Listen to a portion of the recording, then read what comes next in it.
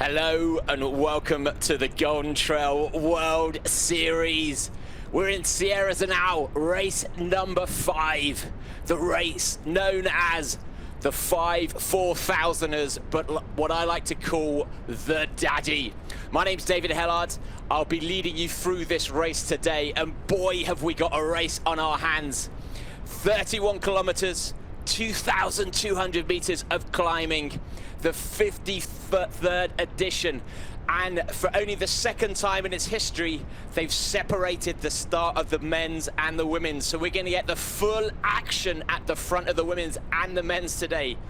And the reason why that's important is because this is the most stacked field of women's trail running in the history of the sport. Strap in, people, it's going to be sensational. But so far in this season, we've had the Zagama Ascoli Marathon. Then we headed to Ledro, Italy. Sharp technical descents. Race number 3, out to Quebec for the speedsters. Some steep uphills, but then a very fast closing through the water. Last weekend, we were in Pitz, Alpine when we hit the altitude. But let's look where we are now. Sierre-Zinal, today's race. Fast and furious, where trail meets marathon runners. Then we're moving to Asia. For the first time, the Miyoko Trail. 2 loops of steep, technical climbing and descents. Then we're back to China, the Great Wall. Dusty steps, wondrous, super hard to perform. And then for the very first time, we're heading to South Korea. I cannot wait. The Muju Trail. And you know our course director, this is going to be a brutal mix of everything to crown the greatest trail runner on earth. But look at this. We're here, Sierre-Zinal, the oldest trail race in Europe. And significantly already, it is sunny, 25-degree heat. We've seen in previous years the impact that has on a race. 30 kilometers, fairly long for our season, and particularly after last weekend's race in summer of our athletes' legs. But our athletes will have already traveled 45 minutes by coach to the start. Some of them will be dehydrated already. And they start this race with a super steep climb.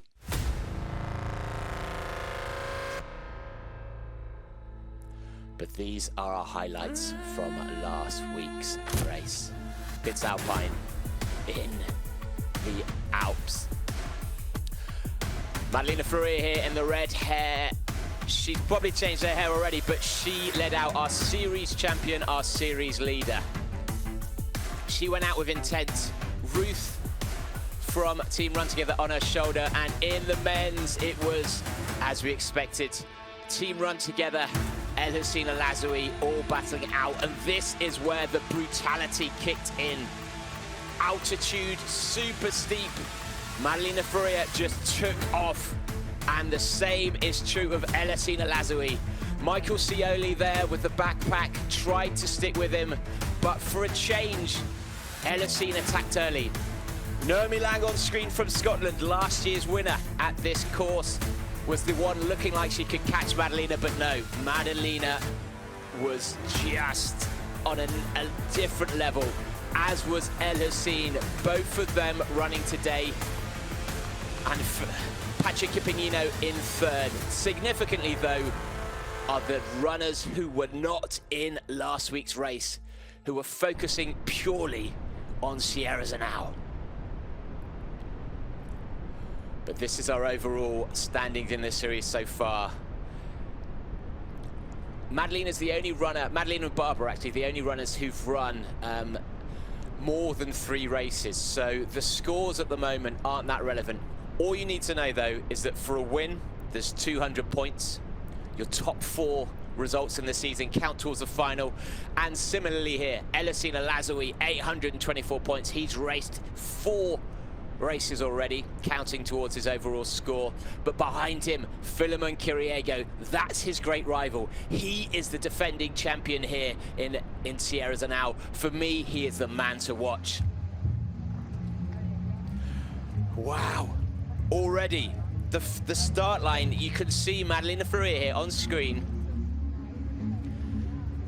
She's raced here twice before and really has struggled with the pressure of it. She's coming into today in the best form she's ever been in. But Miao Yao, 2:11 on screen there, former winner of CCC. Caroline Kimutai, 2:02, last year's champion.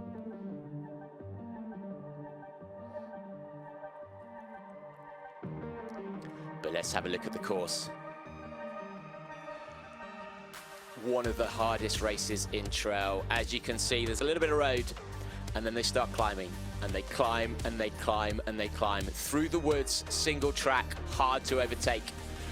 When they emerge through Ponchette and Chandelin, it feels like they're on the flat, but actually there's still more climbing to go, and this is where they have to somehow push the pace. It's extremely hard to try and make up places, but we've seen in the past the fast runners can indeed come from behind. And unusually, there's very little downhill compared to the up. A sharp descent at the end, through trail, into road. But the significant part of this race for me is the fact that they start to hit altitude just as they emerge from the tree line, and they face that blistering sunshine. This race is so hard to get right. The ones to watch for me, interestingly, Jessie Diggins, Olympic gold medalist in skiing, is here. Former series champion Nienke Brinkman, Laura Hottenrott, 5th last year, 2:24 marathon time. And Maud Mathis, course record holder, returns. She hasn't raced to her full potential in several years because of injury. But Caroline Kimutai, 3rd on our number there. She's said she's coming out here to take this course record for Kenya. Kenya have never held the record before. And Aurea Liachi, 2:03, the Swiss road runner, switched to trail. Extremely fast half marathon times coming into today. She has solely focused her season around performing here. So for a race like this, I normally know who I think is going to win, or at least I can put it down to 2 names. I'd say there's at least 5 people on this course who have a very good case for why they can win today. But this is the bizarre start from the road. From Sierre to Zinal. They're going to be running a little bit of flat running on the road and then immediately hit that climb. They will be stretching out slightly to try and get position for the single track, and then we hit our sprint segment at 1.2K.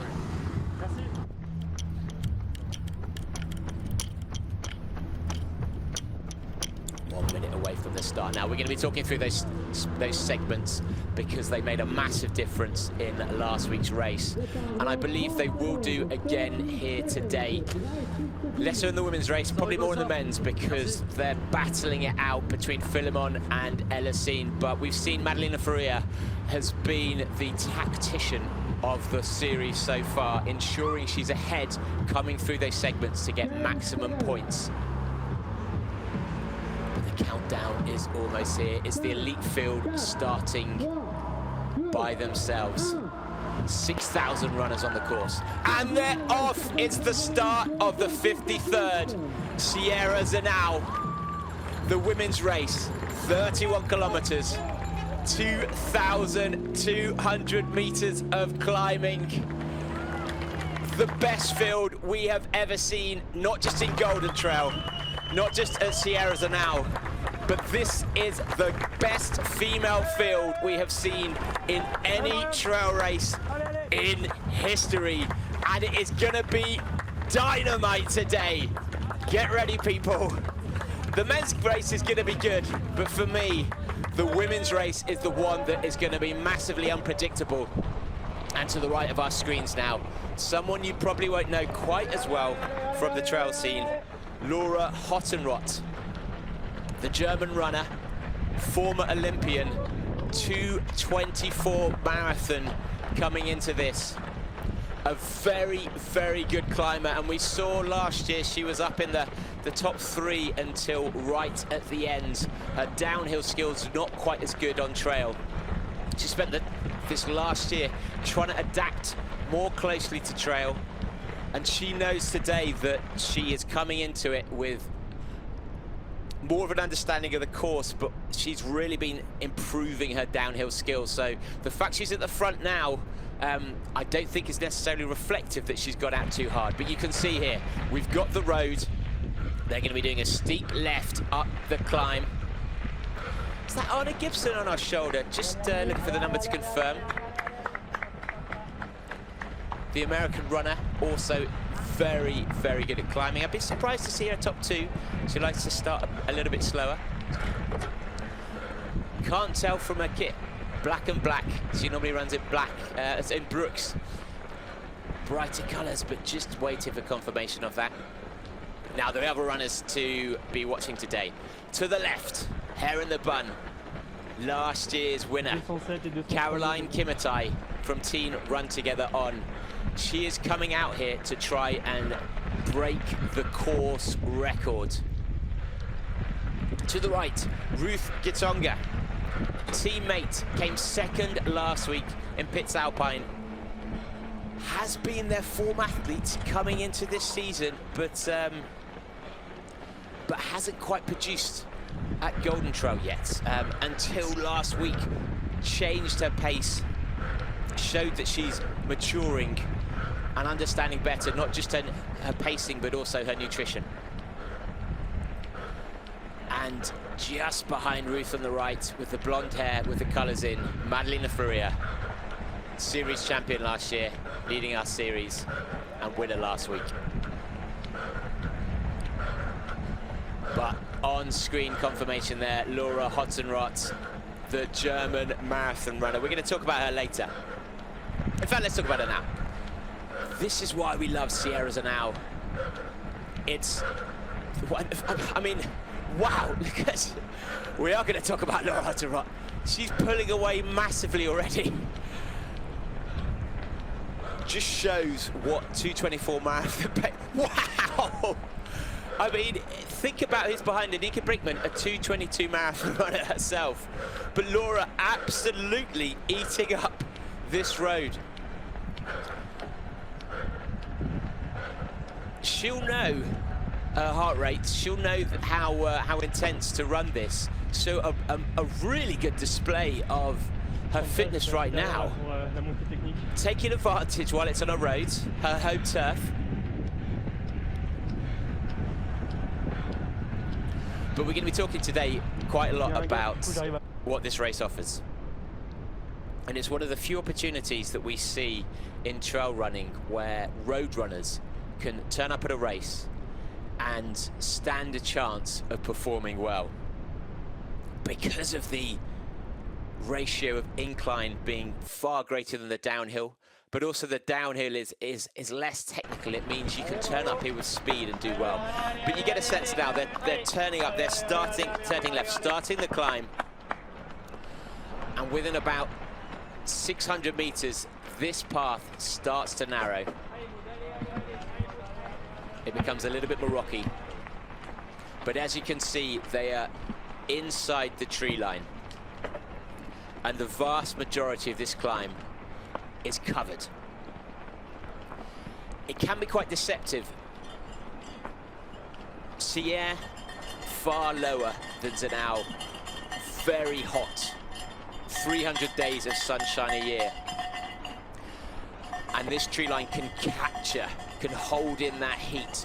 And it's not until they get out into the top near Chandelin that they realize quite how dehydrated they are.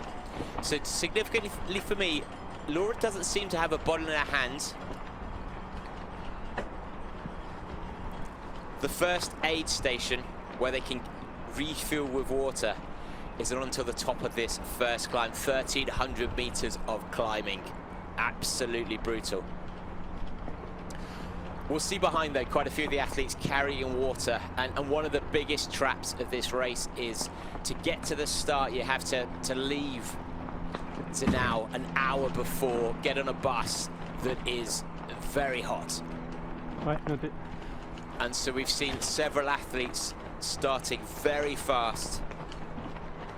And by the time they get to Hoto Weisshorn, Nava, the peaks of our race, it's too late to take on nutrition.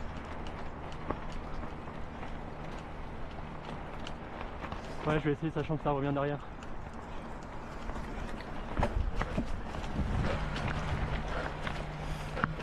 And you can see already the difference that the trail, the climb has made. Our front of pack all closing together now. Caroline Kimutai in the center, taking the lead.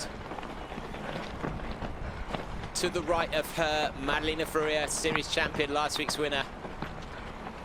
Is that going to be in her legs today? I mean, it will be, but what difference will that make? Just looking for confirmation on the left, who's in the orange. I'm assuming it's it is, yeah, there's a confirmation. Ninka Brinkman, the Nike athlete, yet to deliver at Sierre-Zinal to her full potential. She's the athlete they'll be most fearing today. It's been several years since she's run her best 2:22 marathon.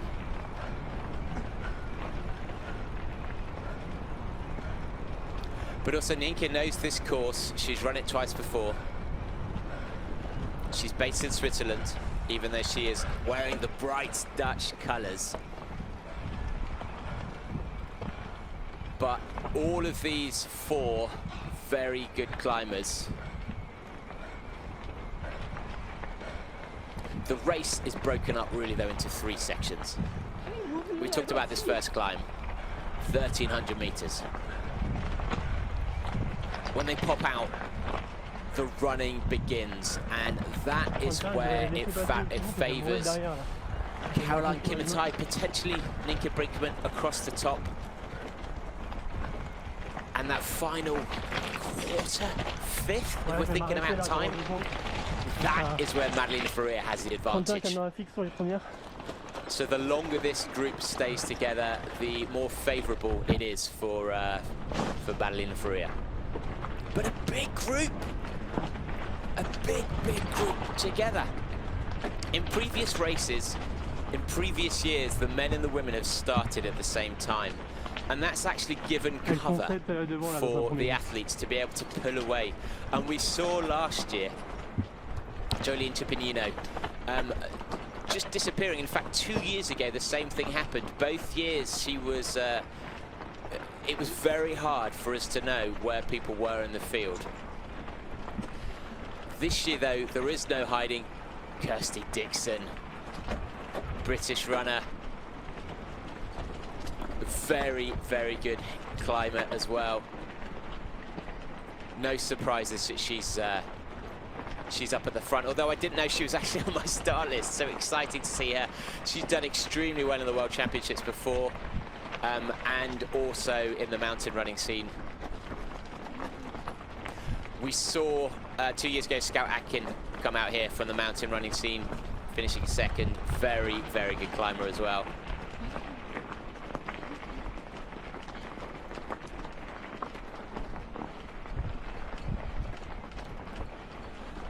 I was surprised, even 10 minutes in, that the pack is so thick together.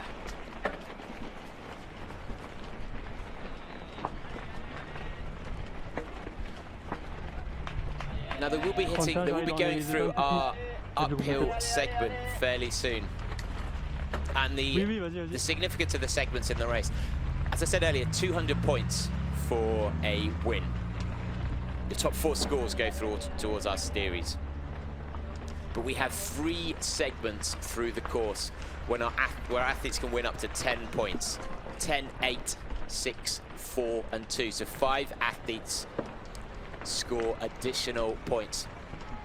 It's new to the series this year And in the first few races, we haven't seen our athletes focusing on the points, but it's actually been making quite a big difference into the overall scoring through the series.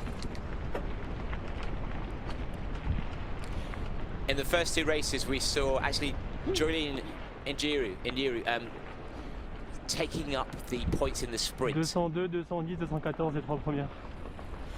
But recently, Madalina Florea has been the tactician, scoring a maximum almost maximum 228 points in Quebec.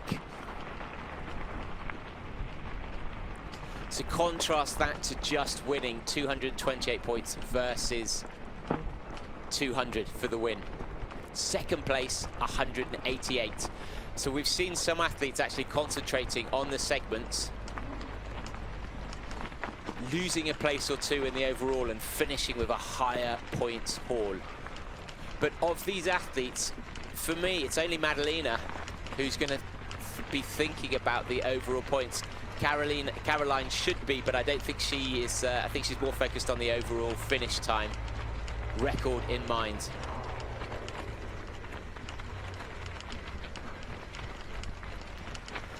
But who from our top 10 is not in this front group? That tells us a little bit of the story of today.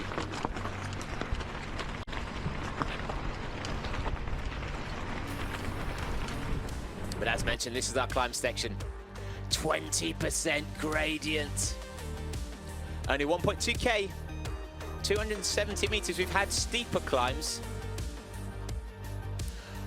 The hard part about this segment is it's so early in the race, though. I think how much climbing they've got to come, and it gets steeper as well. Do you want to expend any energy at this stage knowing what is ahead of you? I'd suggest, given the points tallies Madalina is already on, if I was the coach, I wouldn't recommend any of our front group really going for it at this stage. Now, the significance of attacking early is you burn glycogen at a higher rate, and that eats into your glycogen stores in your muscles. More likely you're going to burn out and not be able to finish quite as strongly.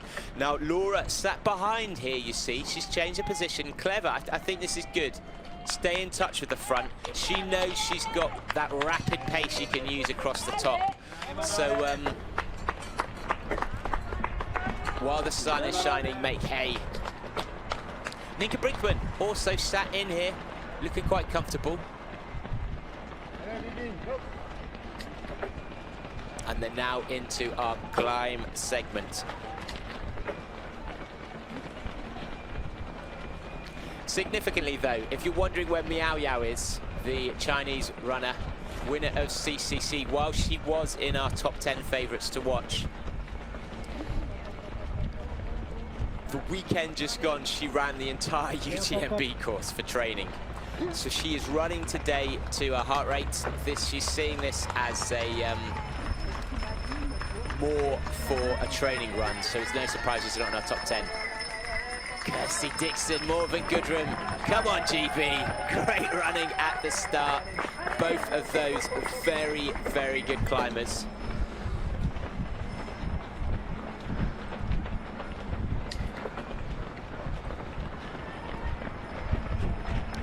But I wouldn't be expecting either of those runners to be up at the front by the end. And now take it to the front. Fantastic, Kirsty Dixon there. Oh, up there, right.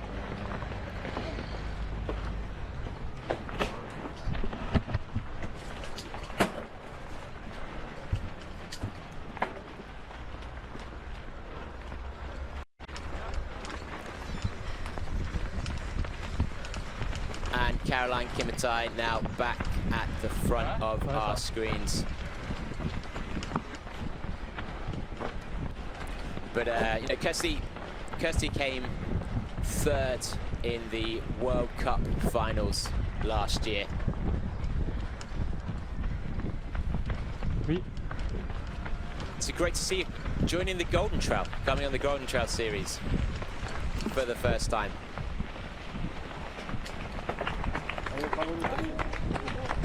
Team 31, je vais lâcher les premières et je vais mettre en caméra fixe pour le top 10.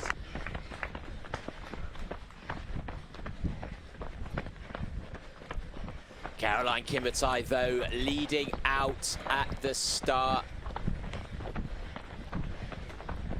We know she can climb well. She's also got some very fast, flat speed. When she first appeared in the series in Jingshanling in China last year, and Ruth Gitonga, Aurea Liachi on screen there as well. Sarah Alonso, and there is Anna Gibson. But Maud Mathis, power hiking, the course record holder on screen.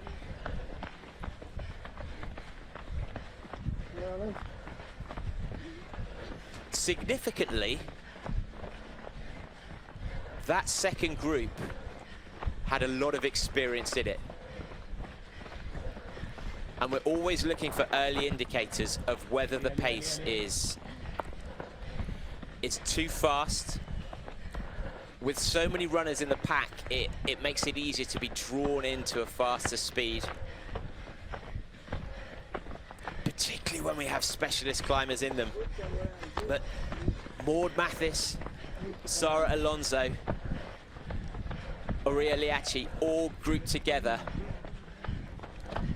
They have far more experience of what this course unfolds, how to run it, than our front group.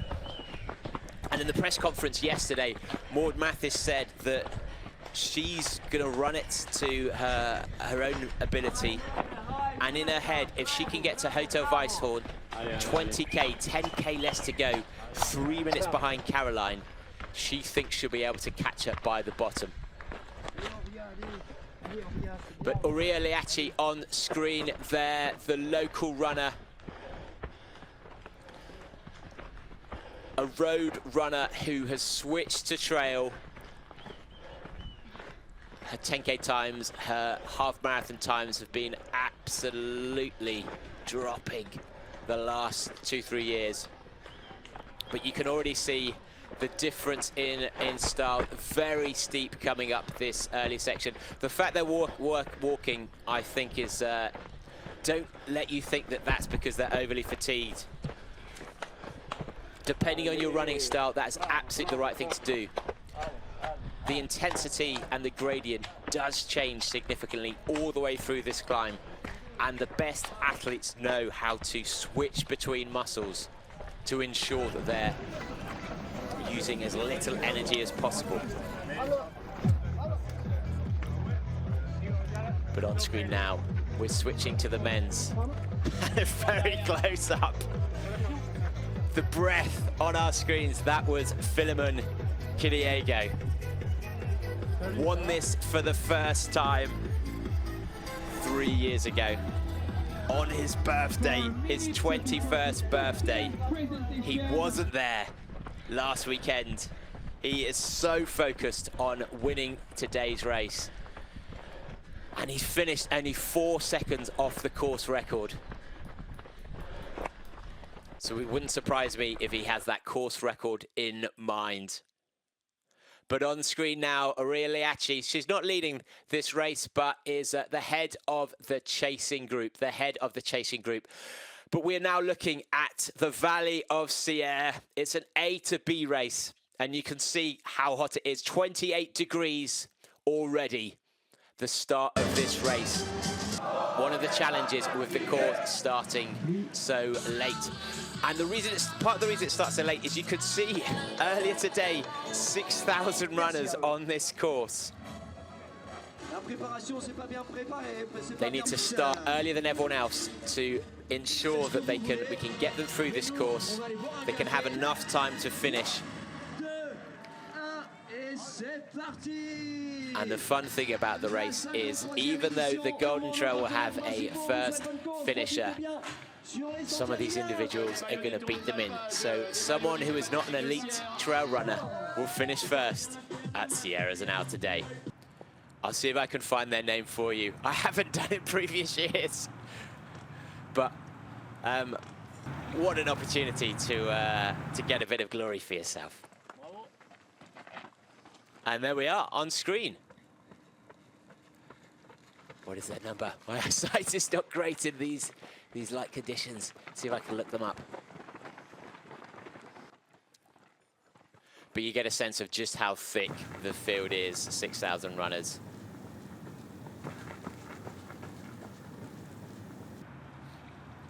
Now the women's and the men's start have, for the second time ever, been different. Coming through our aid station there, don't actually recognise this one.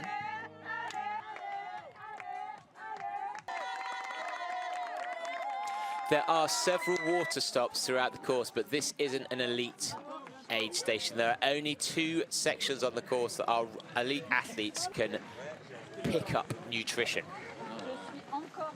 But as you can see, there are several stops where they can take on extra water, which is going to be essential today.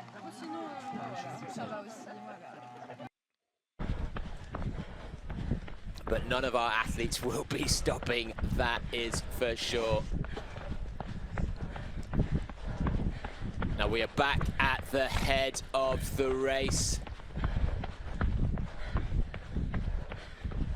Kirsty Dixon, Caroline Kimutai as well, and you can see that while there is a little bit of gap in the orange behind, third in the European Marathon Championships, Nienke Brinkman, second here previously, is just off the shoulder. And looking at that power hike behind, I think Madalina Florea sat behind her as well.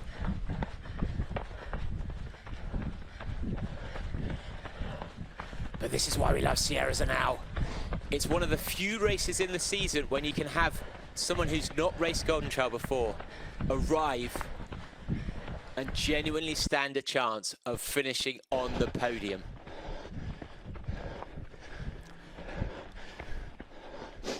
But some big gaps now forming, really big gaps. We're sat behind Aureliaci. Italian name, Swiss runner though.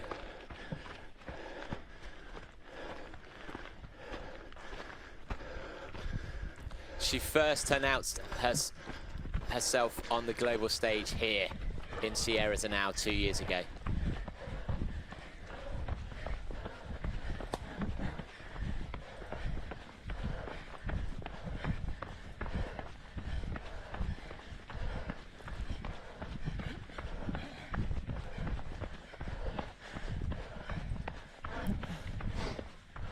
Morven Gudrun as well. These 2 runners know each other extremely well. They've raced together for Team GB. They've raced against each other as well.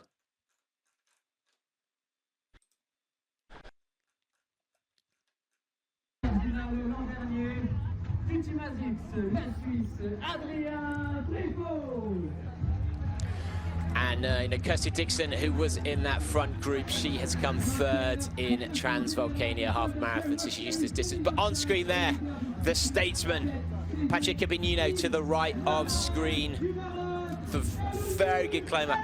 We have Robbie in behind, the Adidas runner, who's come third and second here several times in the past. But they're just introducing our top 10 now. Elhousine Elazzaoui. In fact, was that Elhousine? Surely not number 8. Well, number 8. It just shows you how bad his performances have been here. We're going to talk about that. The 2 Swiss runners who've under-delivered year in, year out. Elhousine is one of those, local Swiss runner where he trains from Morocco. And on the left, Andre Blanes, winner in the past. The Spanish orienteer marathon runner, 2:10 marathon time. He says he's here in the best form he's been in. And you can see there, reaching for water, the front of the race. And Ruth Gitonga on screen now. The Team Run2Gether athlete, second last week out in Austria. Running extremely well.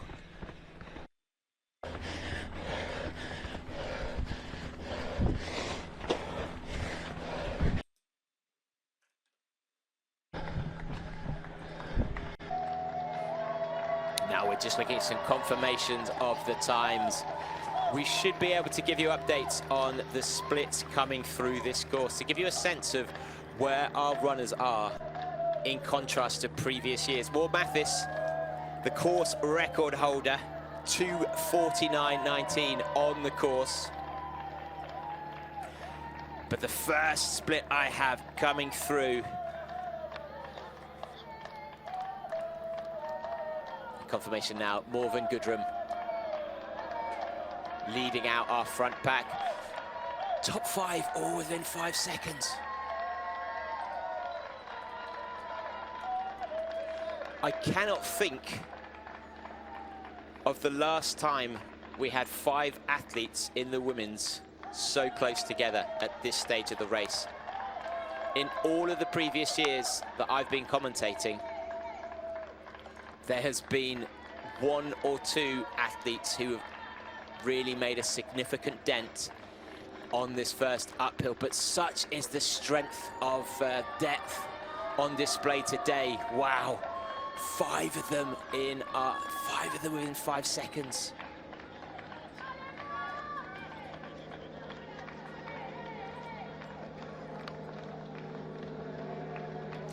And if you're wondering why or how Morven Goodrum is up at the front, someone who's not been in the Golden Trail so far, recently she did win the the vertical race at the European Off-Road Championships only a month ago, winning out in Slovenia. But here's our top 10. Ones to watch for me. Andre Blanis, winner here before. He's come from behind back in 14th the year he won, but he's also led out in Zagama. What will his tactics be today? Elhousine Elazzaoui, our series champion, our series leader. Dreadful form at Sierre-Zinal though. Patrick Cabinino, former VK champion, world champion. And we saw on screen there in second place, a fairly new name to this course, Adrian Bifford, the Swiss former triathlete who is targeting Sierre-Zinal. He led out last year. He was the athlete we're having to scramble to Google to find out his form. We're going to talk about his experience coming into this race and why he could be the man to beat today. But for me, taped up there, Philemon Kiriago stood next to his rival, Elhousine Elazzaoui. We've seen in previous races, there's no love lost between them. This is a rivalry of 3 years in the making, and every year it gets fiercer and fiercer. The question is, if it's single track and one of them wants to overtake, will they wait or will they barge through?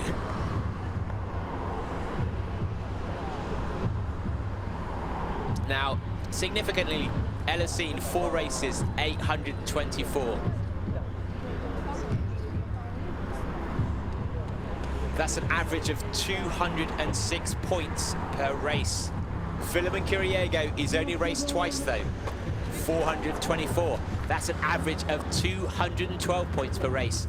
Philemon the favourite today. Should he win? Should he take those segments? For me, that wrestles back control of this season's series.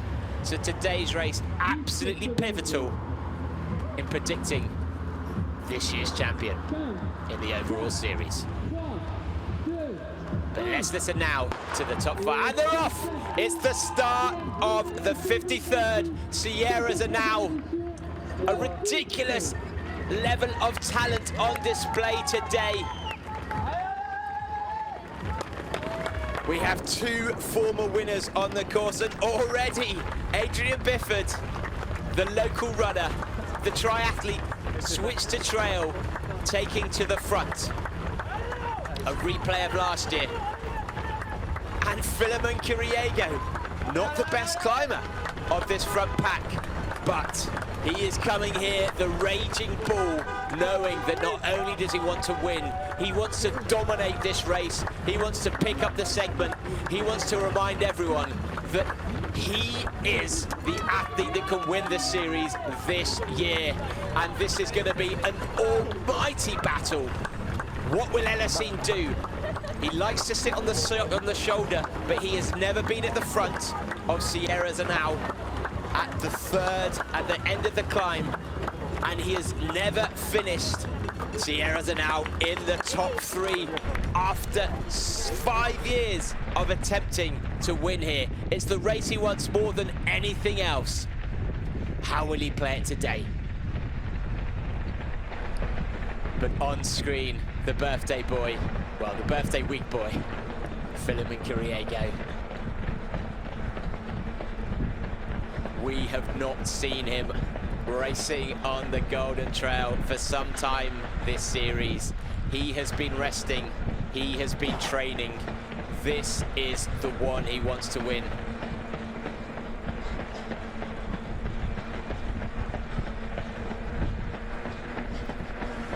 Significantly, last year, Philemon targeted 2 races, Sierre-Zinal and the World Championships. He won the World Championships, he won Sierre-Zinal. This year, there are no World Championships.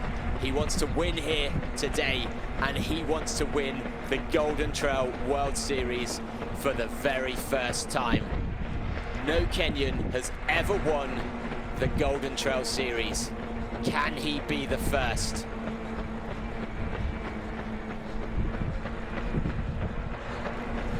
Philemon is the fastest runner for me of this group across this flatter terrain.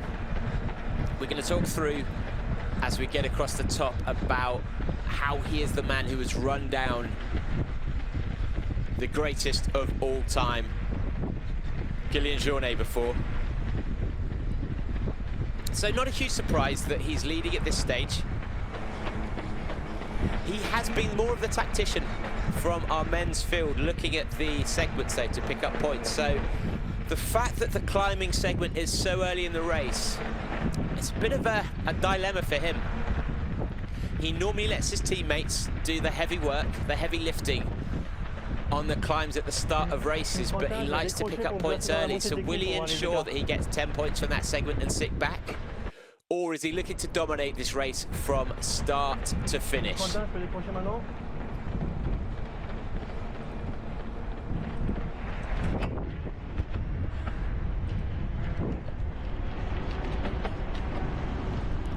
Now we're hoping to bring you the race splits throughout the course of today,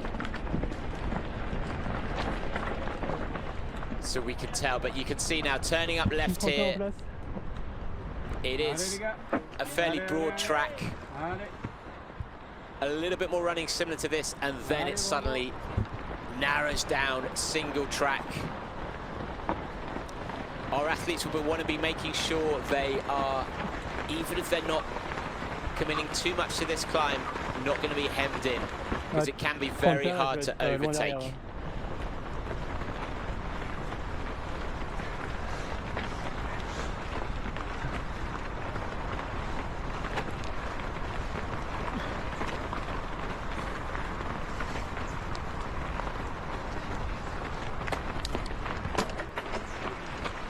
So we're hoping to bring you some of the splits from the women's segment, the uphill segment. We've got confirmations coming through now. And it's looking like in the women's, that uphill segment hasn't made a significant difference to any of the tactics of our women's field. Confirmation there, Morven Goodrum picks up 10 points, 12 minutes, 12 seconds for her.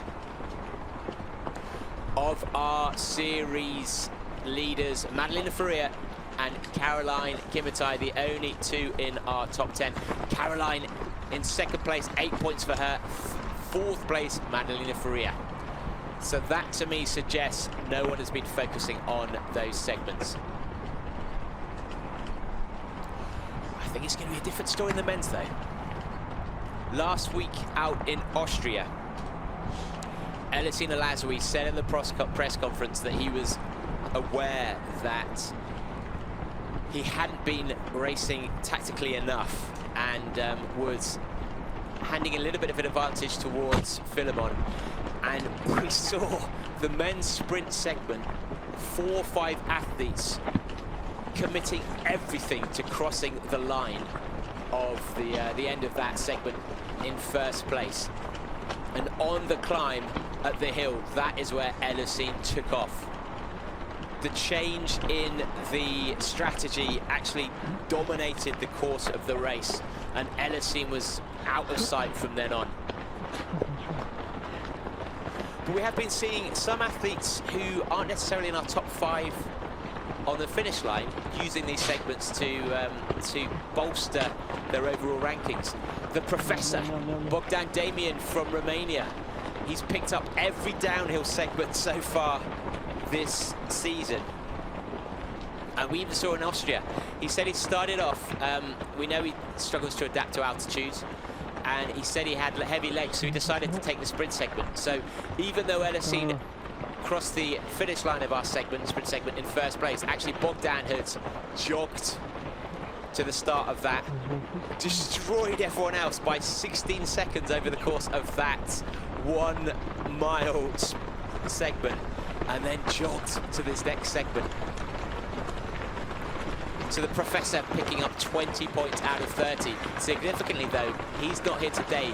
Anders, our downhill specialist from Norway, I don't think is racing today, so our top 10 men could quite easily pick up 10 points on the downhill if they play their cards right.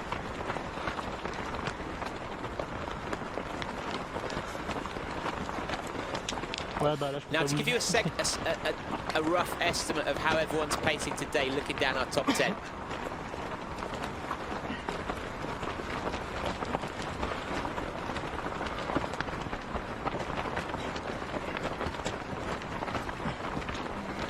If we look at that segment and where everyone lies, the big names, Laura Hottenrott, who we mentioned, down in 9th place. Yes, Run2Gether is based in 2 locations. One is in Osttirol in Austria, in the Alps, and the other one is in Kenya, close to Naivasha. And these 2 places, they help our athletes to prepare in the best possible way for the races. So most of the time they train in Kenya, they make the basis preparation during the winter period, but then it's very important also to come to the mountains, to the Alps, because it's in many races very technical terrain. There are technical parts in Kenya as well, but in Austria we find the best conditions. We are staying close to Mount Großglockner, so the highest mountain in Austria, and there it's perfect conditions. And the camp in Kenya, it's a good place in high altitude, 2,400 meters.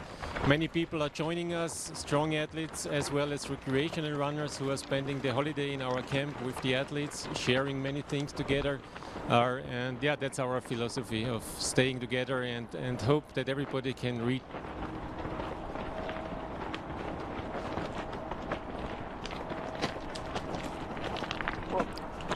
And we've seen there, I mean, last year, Team Run2Gether in the men's, 1st, 2nd and 3rd place. Utter domination by them. We haven't even mentioned yet Michael Scioli, who is the form athlete from their team. But now, at the front of the women's, this is a significant move by Morven Gudrum. Feeling fantastic. 5 seconds ahead of her, ahead of Kirsty Dixon, compatriot. And significantly there, look at that, Madalina Florea in 3rd. Caroline Kimutai dropping off the back, a real surprise for me. Caroline Kimutai, I believe, has the ability to be climbing with them. We do know that in some of the steeper climbs where it's better strategically to power hike, Caroline has refused to do that and just run, and that's where we've seen some advantage for people like Madalina Florea, Maud Mathis, the power stumpers. But at the moment, Morven Gudrum leading the Golden Trail for the first time in her life. What a performance for her.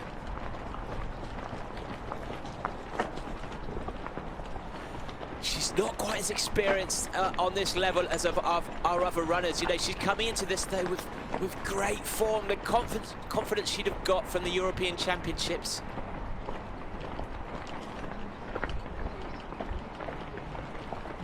Significantly though, the European uphill, it's an 8K race. an 8K race. It's very similar to today's race profile. But we're now going to be hearing from the GOAT, Kylian Jornet.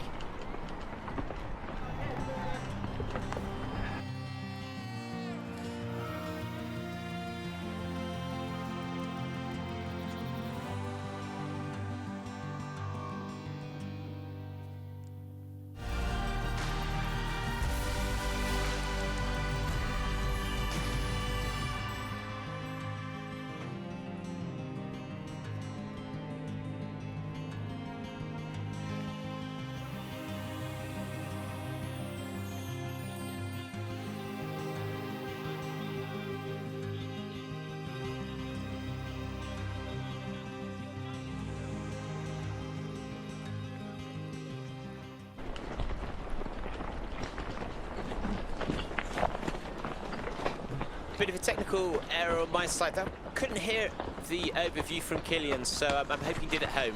But Kylian has utterly dominated this race for the last 20 years.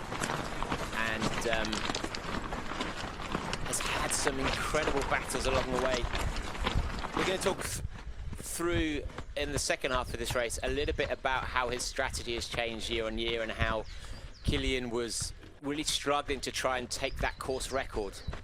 Significantly, the only person to actually chase him down and almost catch him and overtake him 2 years ago was Philemon Kiriago. But we can see just how steep it is already. Wow! There's the segments. Richard Atuya, teammate of Patrick and Philemon, leading the climb significantly. No Elhousine, and welcome back Anthony Ferber, the French runner, a Golden Trail favourite from 4 years ago. And Jacob Adkins, Scout Adkins' husband, a very good mountain runner.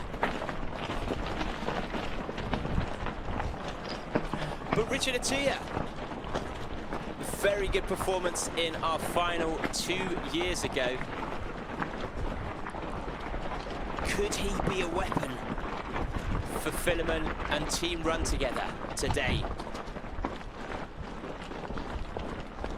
Leading the climbs for them, doing the work and allowing them to take off afterwards. But this to me looks like Patrick Kimutai. We've talked about the dominance of Team Run Together in previous years.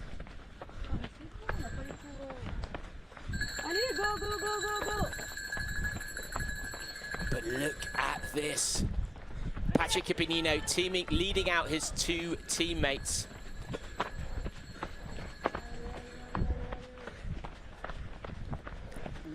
And behind them, can we see anyone? Where's Andro Blanis? Where's Elhousine Elazzaoui?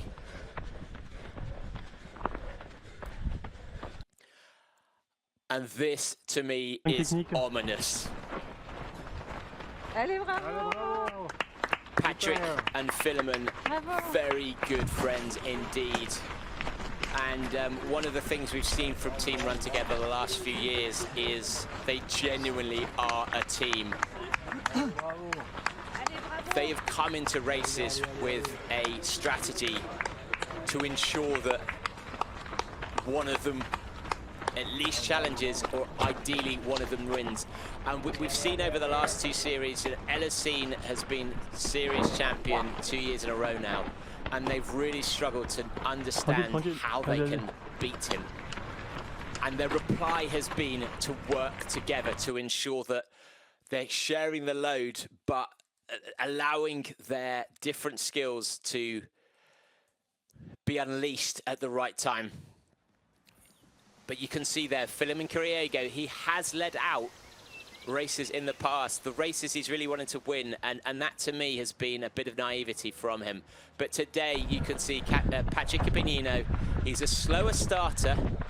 He takes a while to warm up, but you know, he's out the front. And having someone else do the work for them Even better, they'll be loving this. Someone to drag them along.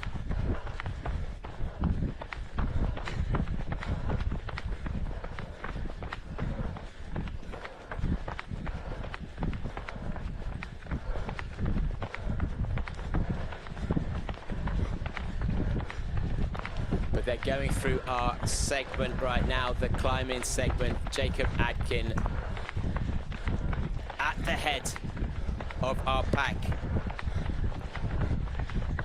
In fact, we saw this 2 years ago, his wife leading out as well, pushing the pace with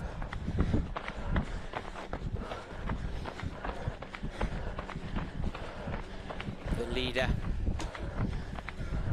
Julian Chipinino, back then.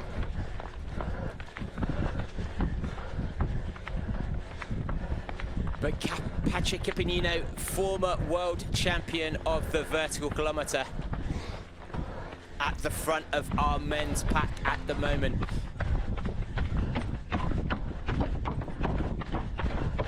Now, I wanted to give you an update of the women's field. We were talking about some names to look out for. Hannah Gruber in 8th place at the end of our the 12-minute mark. European champion race last weekend, sat 50 seconds back. Significantly for me though, Anna Gibson, 75 seconds gap at the back. Sarah Alonso and Maud Mathis working together, 85 seconds back from the lead group.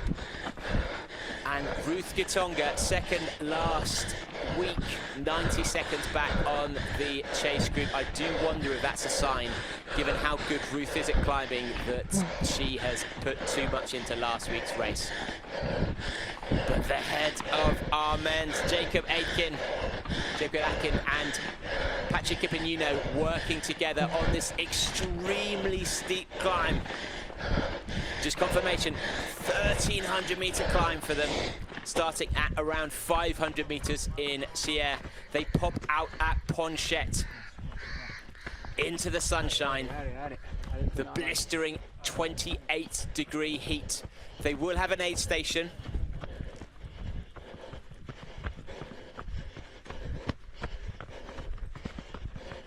But Morven Goodrum on screen at the moment, leading our women's field. What a display from her of her climbing.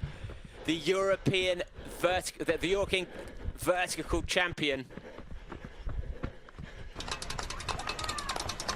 Now, if we look at who Laura Morven beat that day, she was ahead of Laura Houghton-Rott in second place at the European Champs.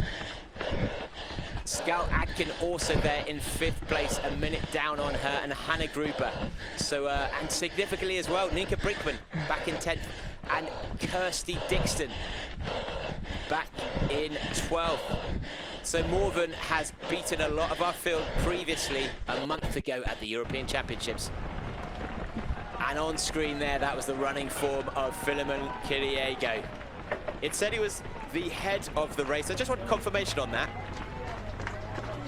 I suspect he's in 3rd place, off the back of Jacob and Patrick. You can see now the bulk of our field having to walk already. I mean, this isn't even the steeper climb. It gives you a sense of just how hard it is. And the finish times today, it's 31K, but their finishing times will be significantly slower than their marathon times if they were to run road race. That's how much of a difference the altitude, the heat, and 2,200 meters of climbing makes.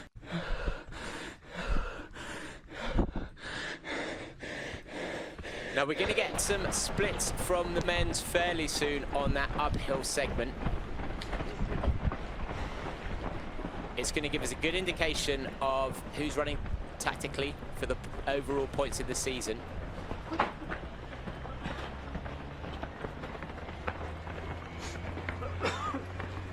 But also how far off the lead our men's favourites are.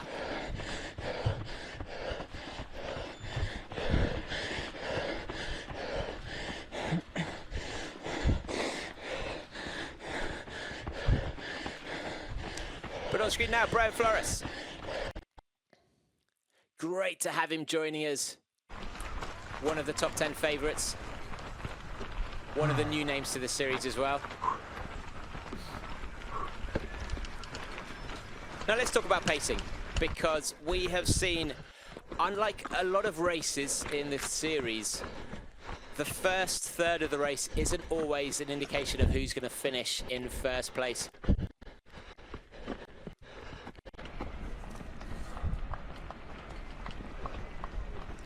We saw here 3 years ago, the very first time Madalina Florea was on the Golden Trail Series.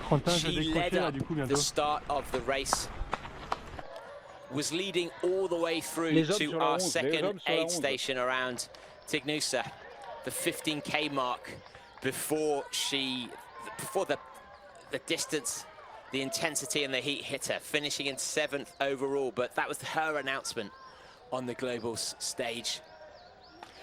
We've actually seen him in the men's race 2 years ago. We had Josvat Kiprotich leading out at this stage as well, the Run2Gether athlete.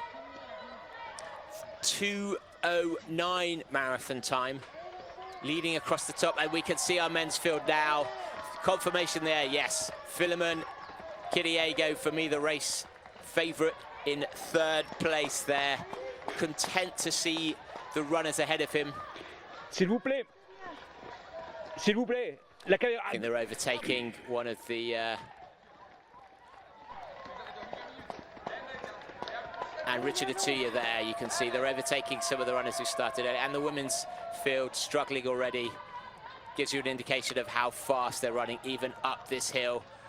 Brian Rodriguez on screen there, looking very good.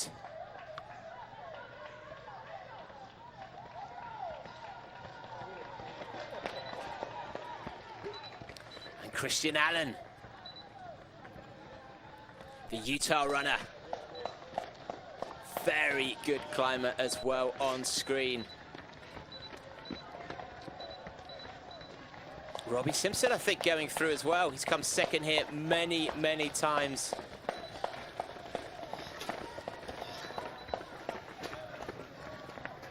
Where is Elhousine? Is this Elhousine now? No, where is Elhousine? He raced last weekend. And Julius Ott, a new name to our top 5. Welcome to the Golden Trails, Julius. But significantly there, unless I've missed him, Robbie Simpson going through there, the Adidas runner. No Elhousine Elazzaoui on screen. A real surprise for me there. Is this one race too many in his season?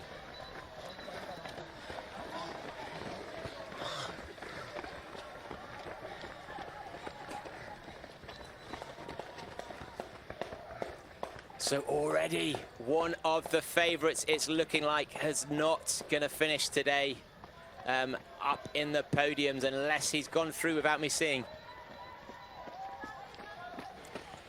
He has raced 4 from 4th so far, and it wouldn't surprise me if he came in today just thinking, let's see how it goes. You know, if I can perform, I can. If I don't finish, what does it matter?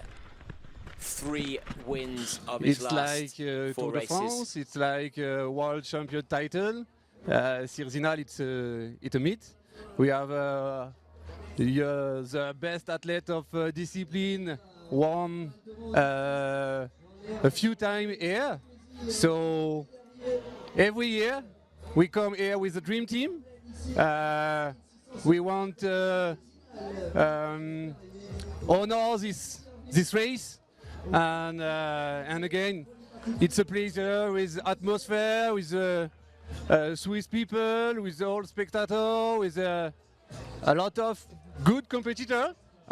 So yeah, always a pleasure.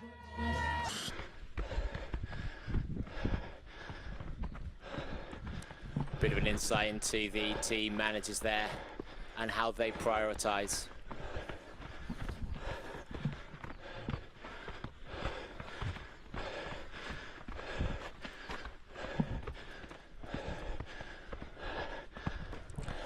Now, Jacob has been performing extremely... Oh, and you get a sense now of how this interplays with the women's race.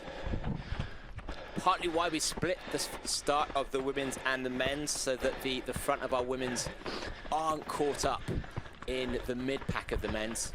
At least there's enough spacing now that it shouldn't be too much of an obstacle for our front of the men's to make their way through.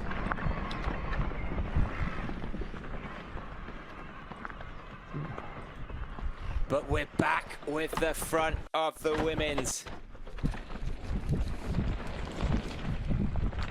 Running super fast here. What a performance from her so far.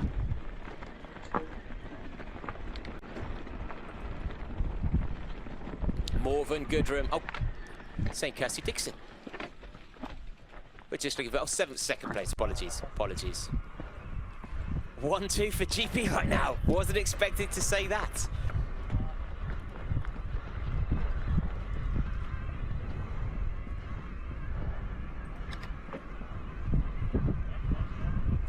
Now she's emerging close to the top of our first big climb. Morven Goodrum now, you can get a sense of just quite how hot it is outside. Only 7 Ks covered. She's emerged at Ponchet, so 1,300 meters of climbing done.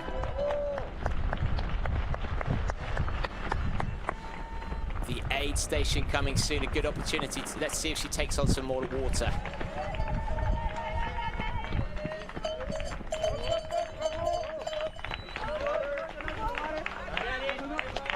Yeah, nice. Absolutely the right strategy there. Cool down as much as you can at this stage.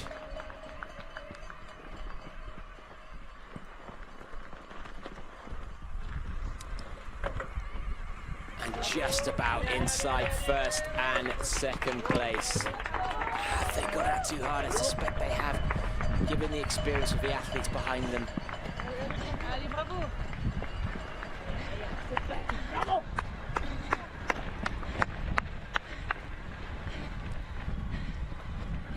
Kirsty Dixon looking good here. You can see the power in her stride as she's chomping up these hills. Now this is where the race gets really quite deceiving. Your instinct as you leave the tree line is to feel that you've done the majority of the climbing. You have, you've done 1,300 meters. And at this stage, if you want to be running faster, it feels like you should be moving well. But you've still got hundreds of meters of climbing across the top. There never is a really easy flow. But look at this, the chasing pack. Our top 3 favorite athletes together suggests to me that, you know, the experience is in that chasing pack. Have they gone out too hard?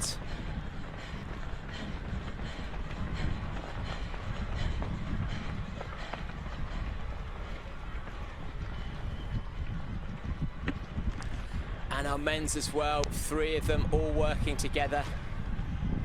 Significantly, Adrian missing from the top 5 runners. But what a gap she's building. Morven Goodrum. I mean, if she could hold this pace, we're going to look at some splits coming through.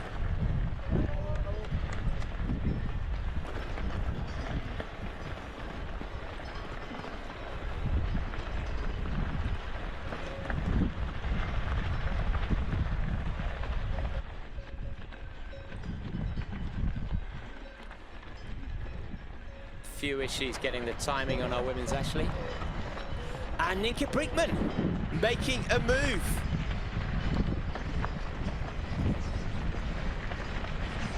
We weren't sure of what form she'd be in today. 4 years ago, Ninka arrived on the scene announcing herself. There you can see. Oh, 5 years ago. Wow, time flies. She was an unknown athlete to the circuit. Maud Mathis leading out. constantly looking over her shoulder at the pace Nienke Brinkman was running. Nienke then went on to win the Golden Trail Series. She was the favourite to win the race in 2022. Unfortunately for her, she shared a car with Remy Bonnet. And I believe also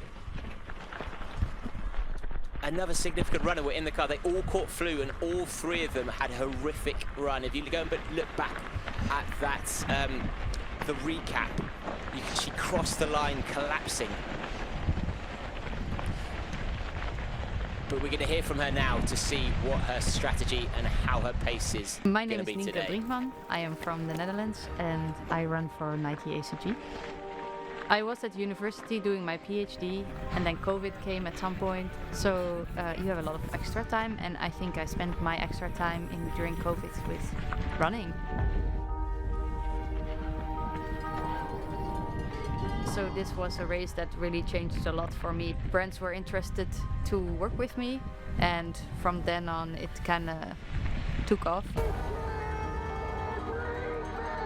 After the 21 Golden Trail Series, I wanted to also run a road marathon, and that was a 2:26 marathon, which qualifies you for Europeans and World Championship. And then I ran the national record, and that's still very special for me. I think sometimes it went a little bit too fast. Sometimes it was a bit overwhelming for me, I think, because I wasn't used to it. I put a lot of pressure on myself and I needed to get better. Breaks were really not really breaks, and that just broke me. At some point I was really overtrained, and yeah, I was not taking good care of myself. If you put yourself in such a big hole, I think it's very hard to recover very quickly from it. And I think this is, I think the biggest lesson I needed to learn, to be a bit nice to myself and to, take time for resting and take it very serious. I think physically I'm doing way better, but mentally, of course, I also want to feel like that.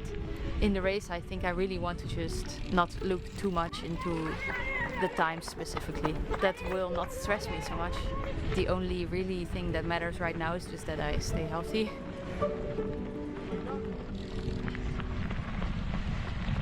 Tu restes là. And one of the biggest challenges in coming to races like this, becoming a professional athlete, Tu restes is avec Magda comme on avait dit? how do you increase your mileage when you don't have that years of conditioning on your muscles? And Nienke was a hockey player before, and suddenly in a second marathon ever, 2:22.22 seconds. Came third in the European Marathon Championships, even though she had real stomach issues, if you know what I mean, throughout the course of that race. And so we've seen, but significantly here now, positions are starting to change. The lead chase group catching up to Kirsty Dixon. Are they closing in on our race leader?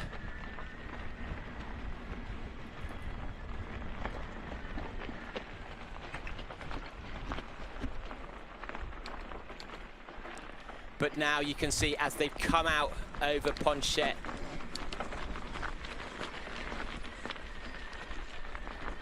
just waiting for confirmation there of our top 5. This isn't Laura Hottenrotz. So this was back at kilometer 7. Yeah. So you can see already the difference this smoother trail has made.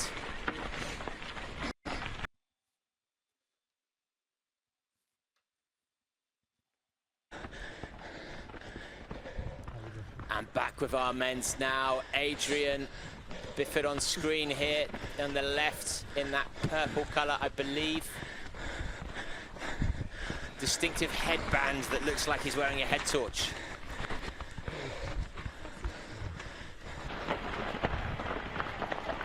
But we're back with our race leader. Still looking strong. What a performance so far.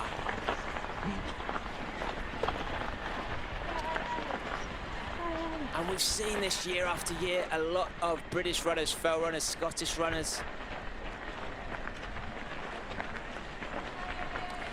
Now, it's one of the other great athletes coming out of Scotland. 2 et 3.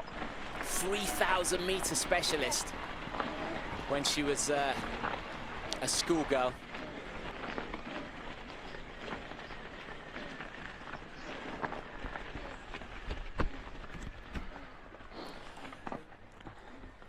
But we've seen the British Mountain Running Championships being launch pads recently for female athletes. Naomi Lang, fell running champion 2 years ago, joined the Golden Trail and won out in Austria. This year, Morven won the British Mountain Running Championships title in Skiddaw, beating Scout Adkin by 59 seconds. So this is a breakthrough season already for Morven. Questions about this distance, 31 kilometers. While that may not seem too much further, this is over a marathon effort, more like a kind of 55k if you're looking at road running, the times, 50k. And on the switch back there, we're getting a sense of the difference in lead now. Good cornering, good aggressive cornering, not losing a yard extra unnecessarily.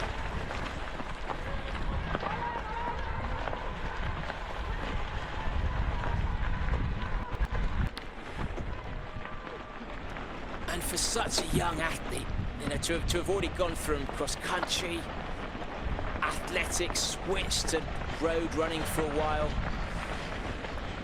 2:44 at Chester Marathon, very good for her age back then. But really this year is her debut in the senior rankings for Morven. And what confidence she must have earned at the European Off-Road Championships.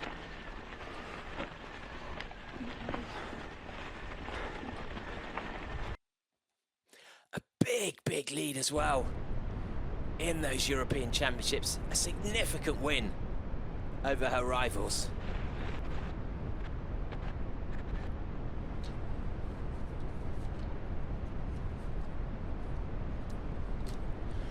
But Nienke Brinkman and Madalina Florea content to run together at this stage. We do know Madalina is exceptionally fast on the downhill, and Nienke has such a high work rate.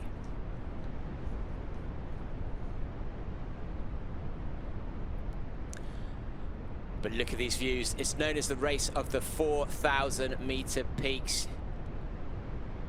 Can you name them? Can you name them? The Weisshorn, the Matterhorn, the two most famous ones. And now we get confirmation here of how close the front of our women's race is. Madalina Florea now leading the charge. Caroline Kimutai not in sight. Is that the end of her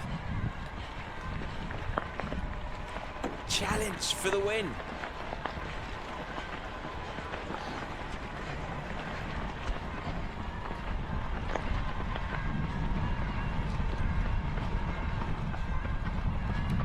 They're coming up to Chandelin fairly soon, 2,000 meter mark. Over 10k into this race, 20k left to go. And this is really closing now very quickly. Significant difference in pace amongst our top 3 female runners. Let's hope Morven has got something left in the tank.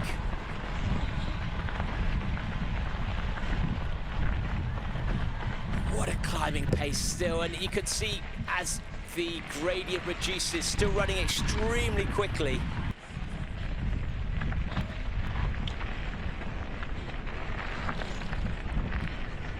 But Madalina Florea, she did race last weekend. She did race out in Quebec. She actually said last week's race was a training run, which with Madalina, you're never really sure what that means. Sometimes she really has been suffering over previous seasons of the weight of expectation on her and the great pressure affecting her performance. So she came here last year suggesting it was a training run, and you know, it ended up outside the top 5. But last week she was running to heart rates. She knew that she didn't want to go too heavily into race mode, and even only running to heart rate, she dominated that race. That's how good her form is. So far this season already, she's spent 3 weeks at E10 pre-season, just getting used to altitude training, really picking up her speed. She's run a 1:10 half marathon in the Romanian Championships, winning there pre-season as well. You know, these are good times, fast times, and these are without concentrating on road running. So if you're comparing them to the world records and other runners, you know, these athletes are able to give significantly faster times should they focus purely on road. But here we go, Caroline Kimutai off the back of our front group, looking smooth still, looking fast.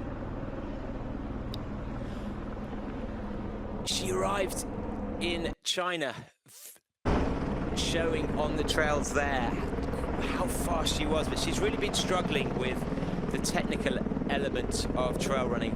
At the World Championships, she was putting in a really good run, but look at this speed difference now. Wow, Nienke Brinkman and Madalina Florea pulling away the smoother trails, allowing her to use her 2:22 marathon pace. We've not been sure what kind of Nienke Brinkman we have on display here today. She's showing, though, the talent she has. This is why she's series champion, former series champion. But Madalina Florea and Nienke Brinkman have never really raced head-to-head together like this. They won't know each other that well.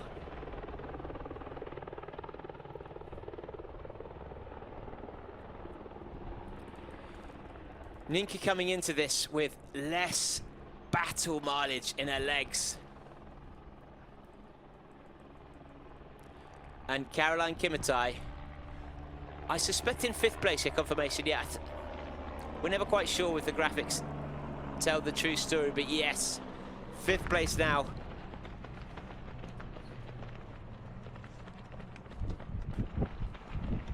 And the front of our women's race working together. Nienke taking on an additional fuel.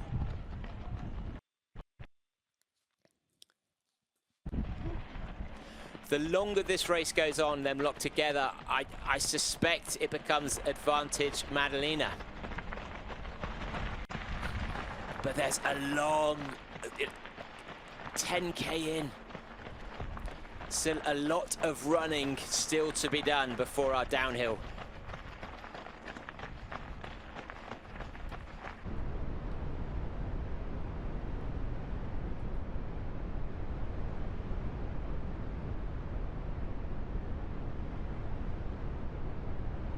Now, we've seen across the top of these ridges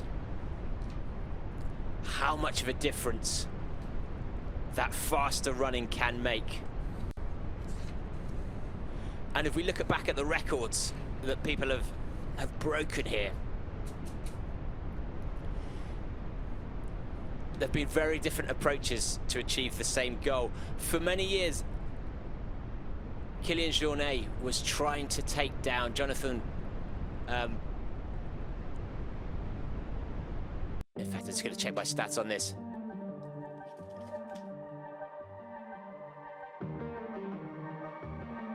A recap of what the course is like. If you want to see what this race is like at home, Kinomap, our sponsor, you can actually race the videos on your laptop while you're on your treadmills. But as a reminder, extremely steep start, and we're coming to our sprint section. A 1.7K slightly downward sprint. Madalina Florea has been winning these so far this season. She won them out in Quebec. She took the points out in Austria. I'm not sure if she's going to go for it today. I think this race means too much to her. And also being locked in a battle with Nienke, I don't think she wants to risk expending any extra of her matches on that sprint segment. But here's the highlights of the race so far. The women's setting off first in the 28-degree heat of the morning.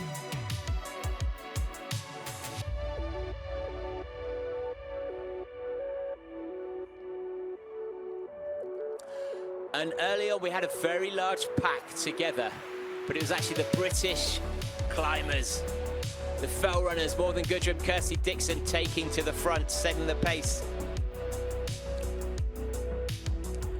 And you can see the gaps already forming of our front five.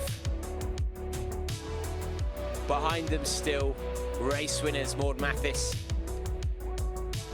Experienced runners like Sarah Alonso, and even Olympic ski champions. And the men's, you can see Elhousine, yet to be seen. Is he still running? The men's set off, and for me, it was only one man who's been dominating this race so far, Philemon Kiriago. Team Run Together, working together. Jacob Atkin as well.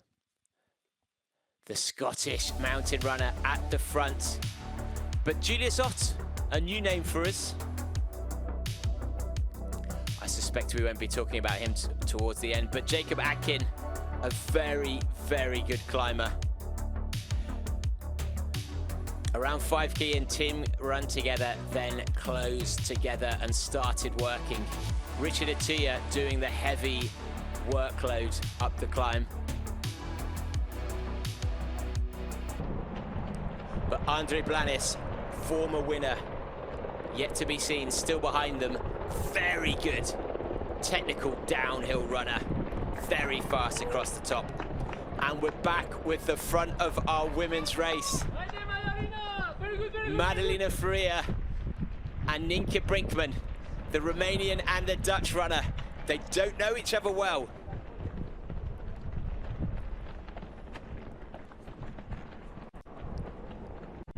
They have run the odd race side by side, but they've never been involved in a battle. And Morgan Goodrum still in third position. First Golden Trail race for her. New to the international scene at a senior level. Fantastic performance from her so far. The vertical champion at the European Championships recently. And you can see already that slight downhill, the difference in style. Nienke, look at that. She's holding back. You can see there, she is braking. She needs to flow more. Madalina taking the brakes off. They will be climbing until around the 24-kilometer mark at Nava, the peak 2,425 meters before the descent begins. So that is where Nienke needs to make her move. They'll be coming into an aid station as well shortly, picking up new nutrition. And they're back together. You can see now picking up race nutrition. Yeah, bottles and gels. Good handoff there. A big, big bottle of water. Blisteringly hot.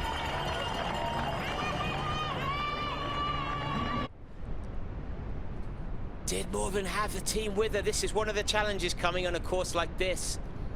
She's not as well known a name. She won't necessarily have the backing of big sponsors who can hand her all of the nutrition. Caroline Kimutai still in the hunt, still close. She needs to be picking up time here though if she still wants to be in for a win today.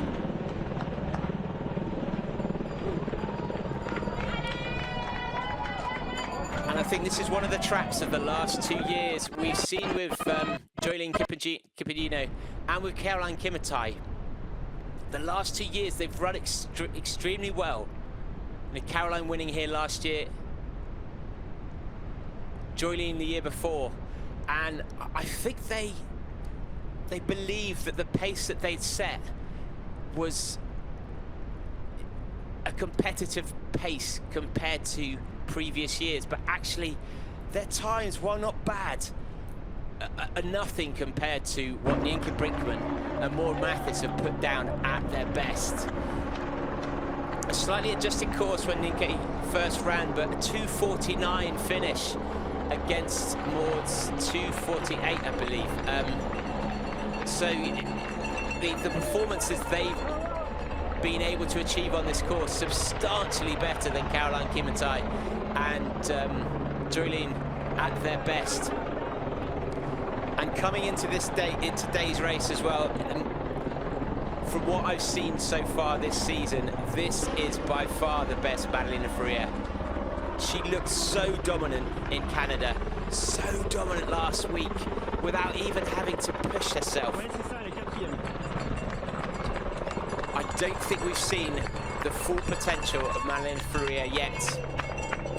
And today is the first chance for us to see whether she is able to dominate a season. It's last year's series champion, but let's not forget, she won without really winning the big races. She won through consistency, a little bit of strategy, being able to pace herself across the season, but she's yet to dominate a race at a season like she has so far this year.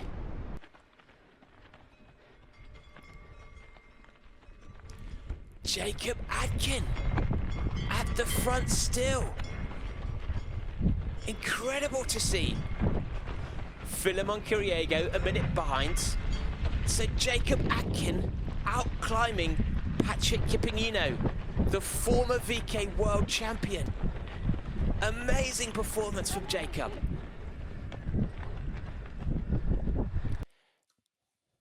Runner from Keswick Athletics Club in the Lake District. We know him as a specialist uphill runner. I mean, he had performed brilliantly at the European uphills as well earlier this year.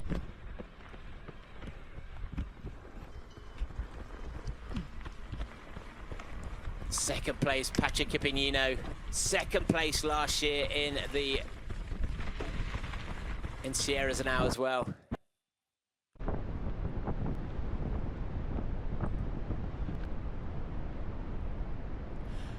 And interestingly, you know, the leaders of our two races at the end of the climb, both of them the European champions in the climbing.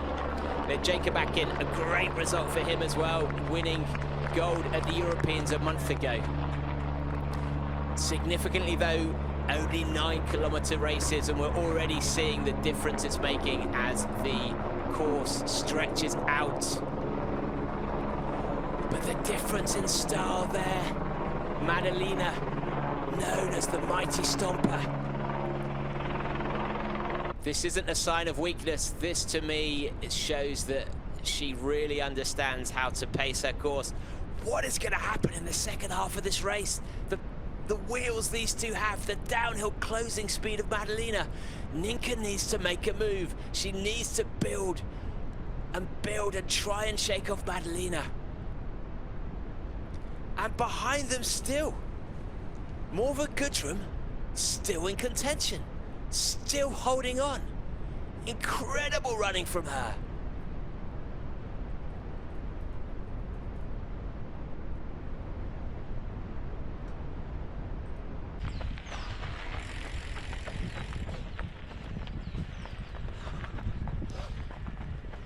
And Scout Adkin, a minute lead over Philemon Kiriago. Look at how smooth he is. Bottle in hand as well, taking on nutrition, that is good to see.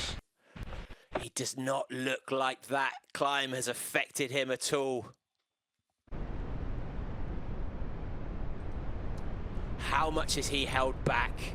How much has he got left for the final 20K? And Philemon Kiriago, look at him. on the hunt now.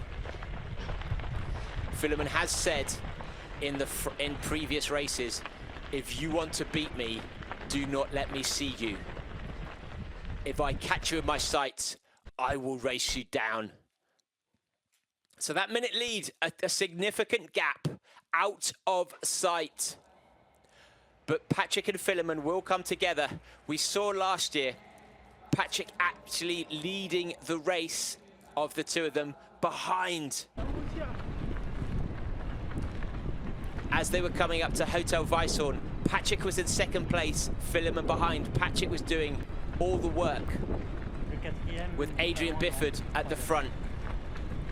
There was a bum tap, there was a word said, and Patrick said, you go, you get him, don't hold back for me. And Philemon tore through the course, chased him down, and won by a substantial amount. Where is he going to attack today? Where is Philemon Kiriago going to make his move?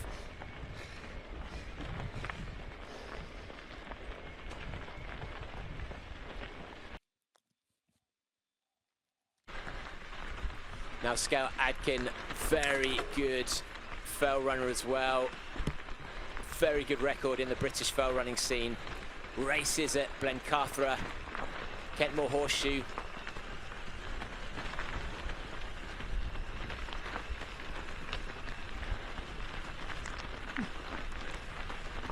And his European victory, his second European Championship victory. Coming into this race with very good form. But great to see here, Patrick Kipignino, the elder statesman of Team Run Together. Really using that climb.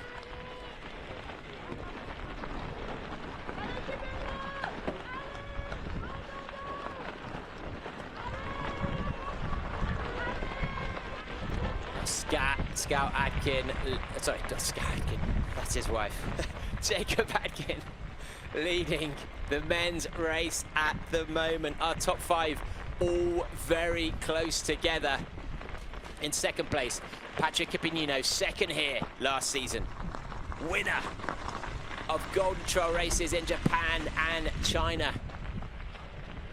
But last year's champion, winner 3 years ago, Philemon Kiriago, only a minute down, known as the fastest runner across the top. What has he got prepared to unleash later? And the front of our women's race, they're still together.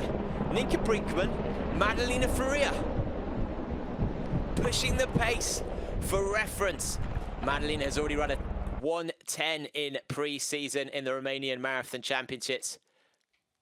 Ninka Brinkman, 2:22 marathon time. Oh!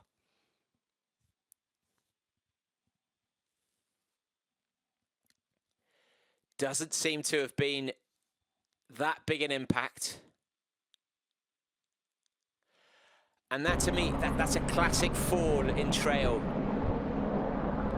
These runners very talented over technical terrain, but it's over the smoother rocks where they're looking up, they're distracted by a cameraman, someone who shouts a sign, being chased by a banana.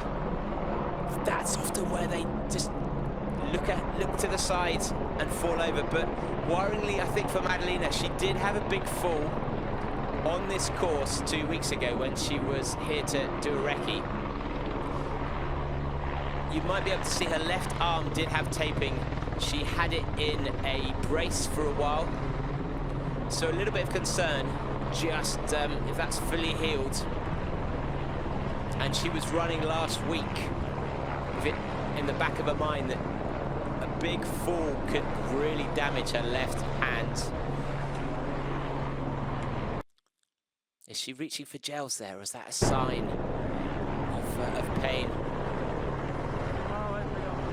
And our camera cyclist in amongst it. She's closing the gap. I think she's closing the gap. A little bit more climbing up to Hotel Weisshorn. More for Gudrun. Back up in the midst. I mean, this will be filling her with confidence. Our cyclist really struggling. Good effort. The three of them back together. Well, I never. Incredible running. And this will be putting alarm bells into the heads of Madalina and Yinka. They won't know more than. They would have thought, as they passed and stretched out across the top, that was her done. They're used to seeing athletes lead out too fast and blowing up, but no. Morven returning to the fray. Our top three all together, ready to battle. Now, Morven races with Edinburgh. She's gonna be very good at downhill descents. They need to think about her closing speed. There's a slight technical section where Killian managed to overtake Philemon 2 years ago. But we're going to hear from Caroline to hear what her strategy is like for today. Last year race, it was not easy. I worked hard to do my best, and I hope I did my best that day. So I am here again to try if I can go with a course record. I will try. In my side, I know everybody's a champion. Somebody can come from back and then win. So I will not say that I have any competitor, because in this time round I don't have a lot of pressure. I will run my own race and do my best. If I win, I will congratulate. If they win, I will congratulate too. Yeah. Sierre-Zinal is not the easy race, because I tried last year. It's not the easy the way the people think. That is the toughest thing. And if I finish Sierre-Zinal, I know I already finished the whole World Golden Race series. Just gives you an indication of how important this race is to her season. She needs a good result here. The 4 highest scoring results across 7 races go into our final. She needs a good result here. 2 races left in the season. We head to China and Japan after this. But as you heard in that press conference, in that interview, she got into this race with the course record in mind. I mean, that's a hard mental position to be in. You go into this race thinking you could be the best of all time, and there's 3 runners ahead of you that she knows Madalina Florea. She beat her quite convincingly out in Trentino in Italy earlier this season. To have 3 runners ahead of her and now being caught. Is Caroline tired? I'm just quite surprised by this. Or are we seeing a different level of performance on course today from our front athletes?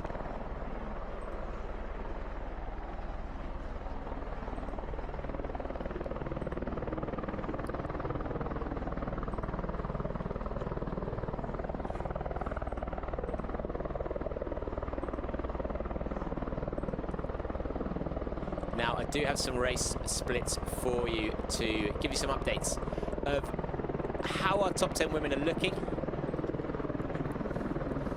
and also how they are running compared to previous years. So we're 1:34 into the race. At 1:20 when they came through Chandelin, the 11.7k mark.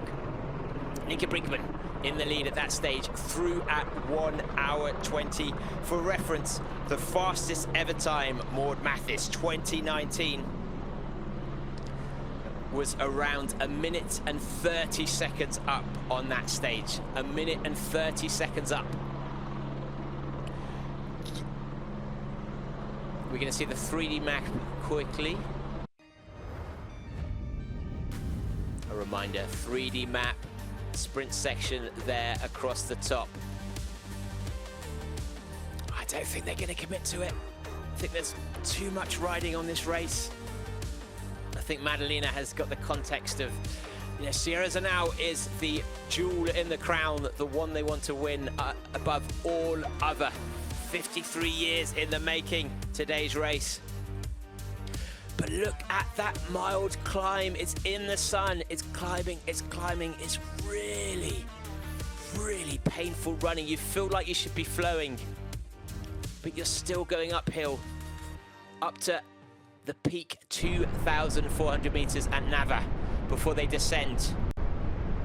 An 800-meter drop to Zinal.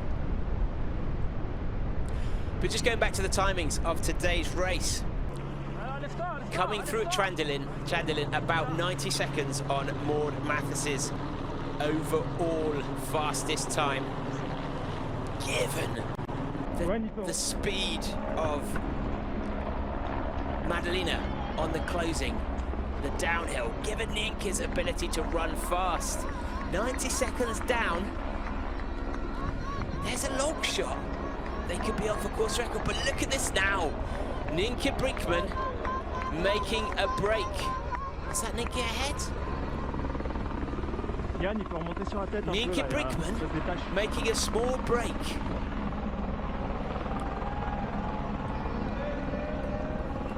Just waiting for confirmation.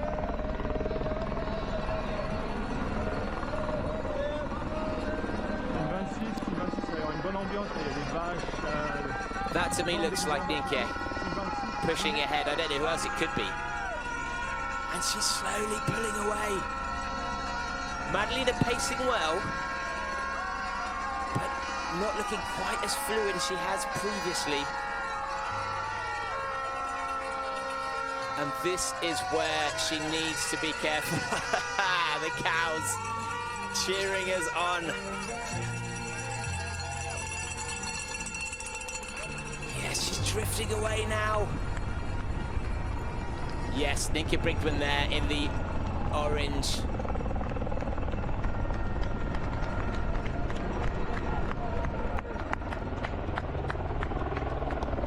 Or is that the camera runner ahead? Maybe that's the camera runner.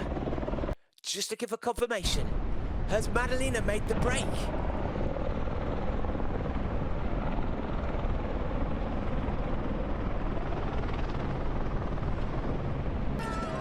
This is a significant change in our women's lead. What is... And again, it's saying first again, Madalina Florea has made the break and coming into our aid station now. Jacob Atkin still winning our men's, leading our men's. Has he got a team with him? Is he able to pick up gels and water bottles? A huge advantage to having a team with you.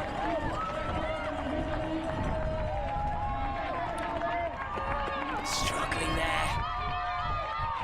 Don't worry about the sponges, go for the water. Yeah, that's right, that's the move. Okay, good, good. He has a colleague, there you go, confirmation he's taking on proper nutrition. Wow, they're close. This is tight. Philemon Kiriago was a minute behind only 10 minutes ago. He is right on the shoulder of Jacob Atkin, and look at him. The power. I don't know how Jacob is going to be able to stay ahead of a marauding Philemon Kiriago.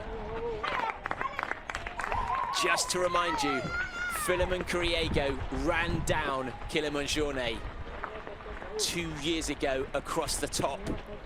It was only the technical descent coming into Zinal that allowed Kilian to break free. And Elhousine Elazzaoui, he is here. He's on the course. Welcome to Sierre-Zinal. Where have you been? 8th position, but not that far off. Only a minute, dare I say, behind Philemon Kiriago.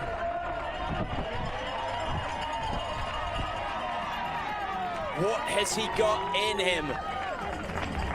What is this strategy?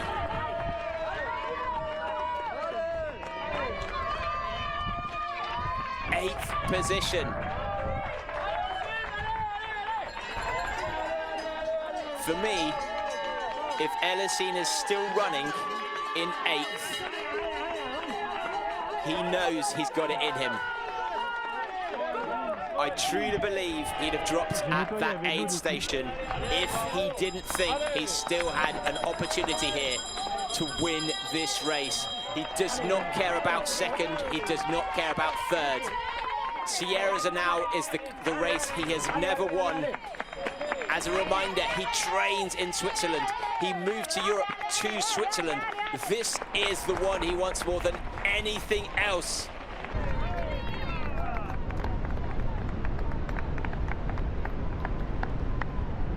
Seven seconds, down to 7 seconds. Philemon is coming, watch out Jacob. And Patrick is still with him. The three of them now together. The fact Patrick is still on Philemon's shoulder suggests that Philemon has not even unleashed his speed yet. What are they holding back? We'll be bringing you the race split soon. As a reminder, Philemon has finished only 4 seconds behind the course record previously. The year where Kilian had to sprint all the way to the line just to finish. That was the course record. Philemon with the second fastest ever runner, and he's now moving up onto the shoulder. Is that? Yeah, confirmation there. I just wanted to make sure it wasn't a camera runner. Oh boy, 3 of them all together. Patrick, the more experienced runner as well. He's raced less this season. He's been building throughout this season as well. And Elhousine still in the hunt. This is going to be an insane last third.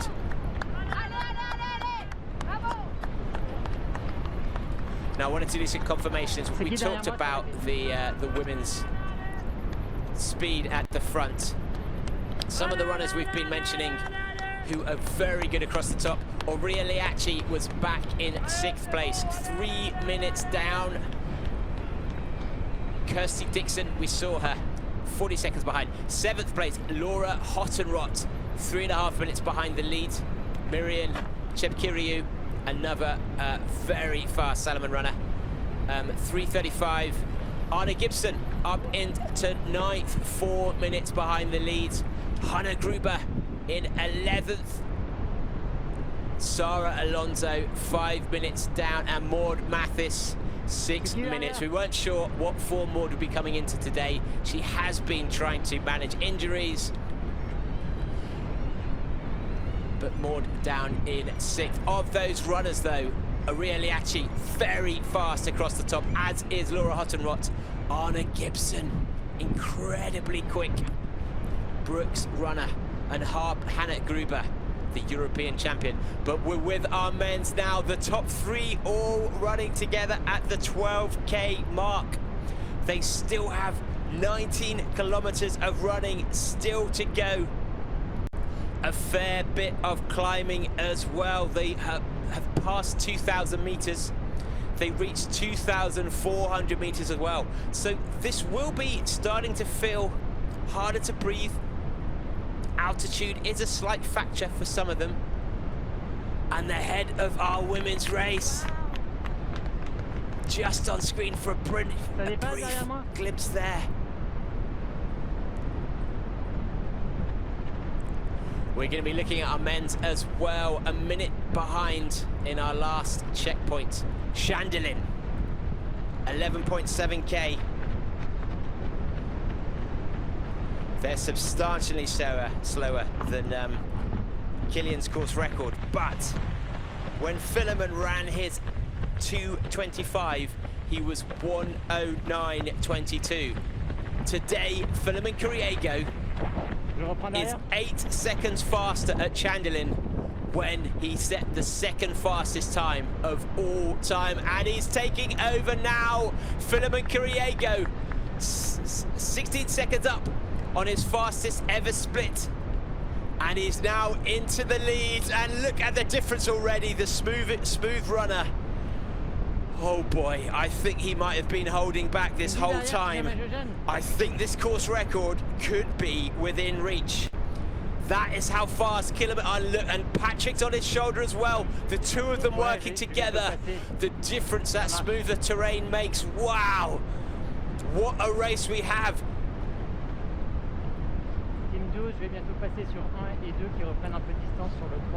Not even halfway, and this course record is what?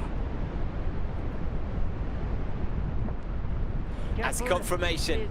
Philemon Kiriago, Patrick Capinino have just made the move, overtaking Jacob Adkin in third place.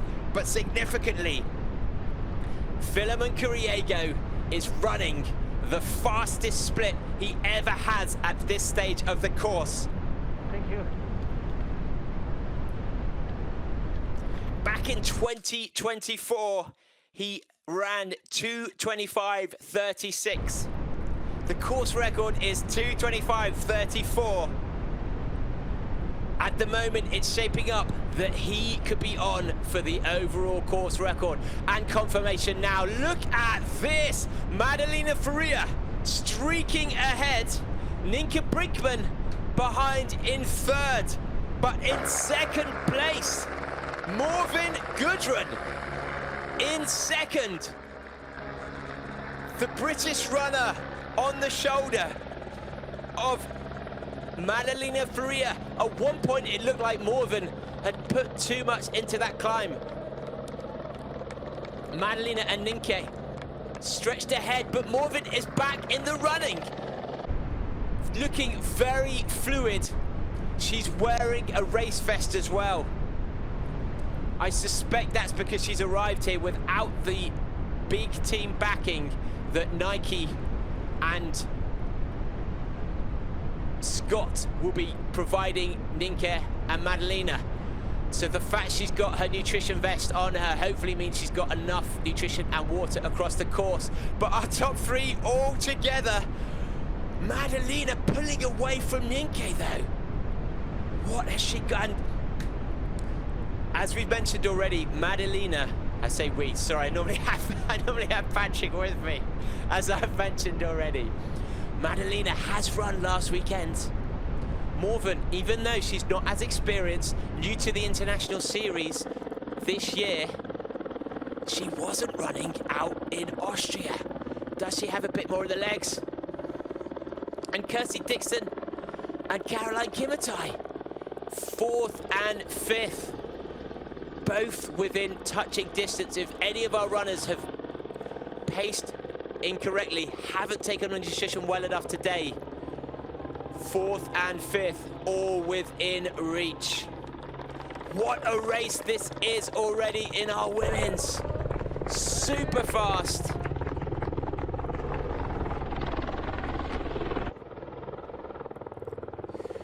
You know, Morvin, known more for her climbing, but we got an insight there. Oh wow, she's now in the lead. What a race by her. What must Madalina be thinking? All she's been focused on is the pace she knows, maybe Ninke, maybe Caroline, and who is this Brit on her shoulder?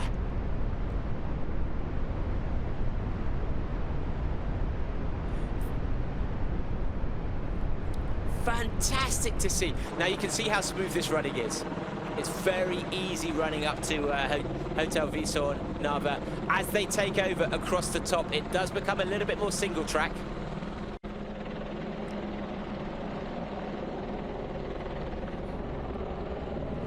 If you look at them there, and Madalina shaking out her arms, she's still looking very smooth.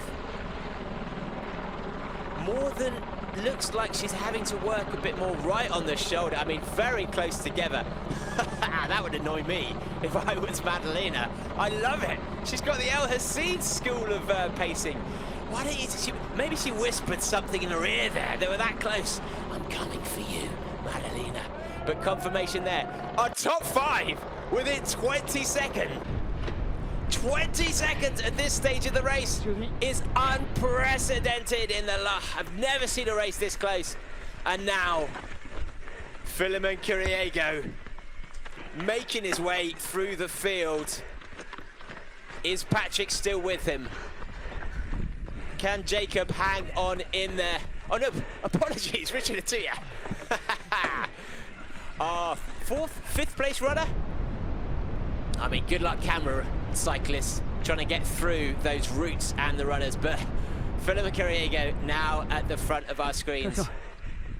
But 3 Run2Gether athletes in our top 4. Can they do a clean sweep of the podiums for a second year in a row?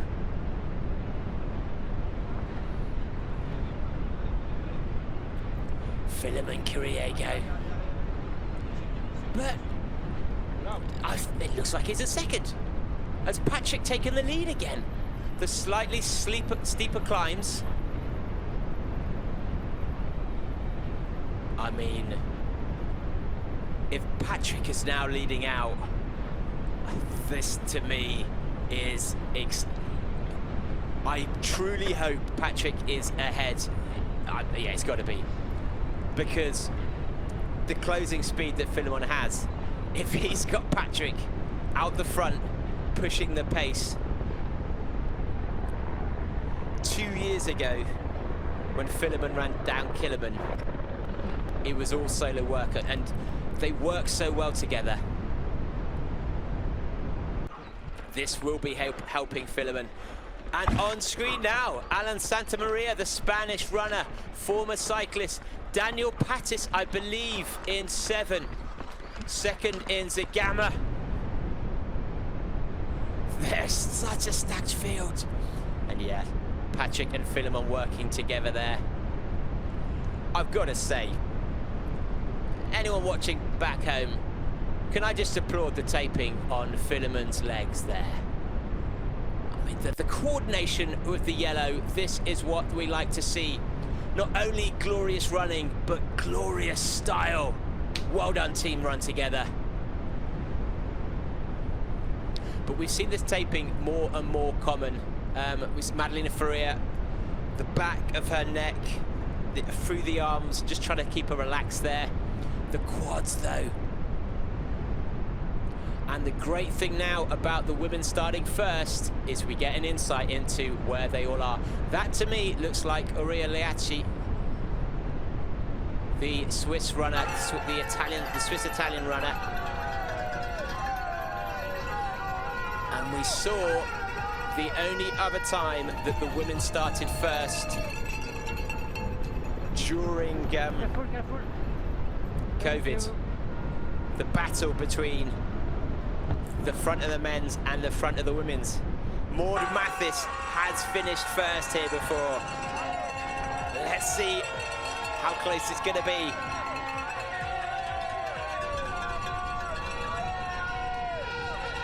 Well done, the cows.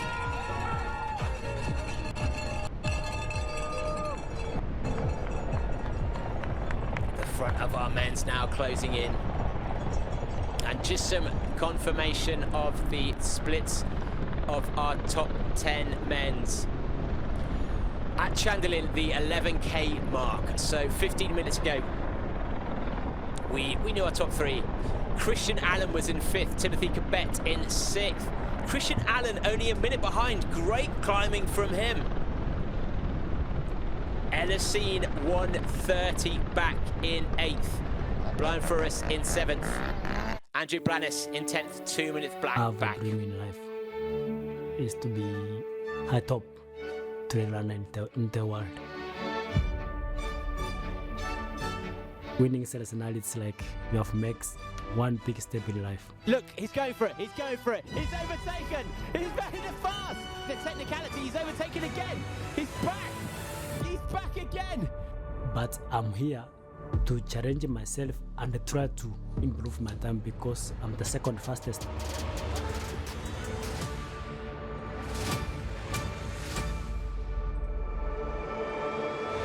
Philemon is a very special character. As a person, he's very focused. He knows exactly what he wants to reach and what are his targets. Tomorrow, everybody's here, full gas, targeting segments, also targeting winnings. Yeah.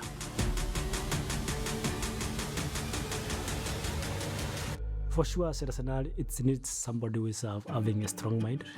I'm one of them.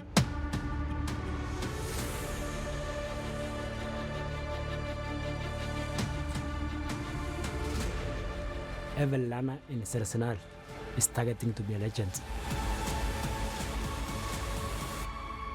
Everybody in this world can manage to make it, and no one is limited, like Kipchoge says. If things goes well, I'm going to win.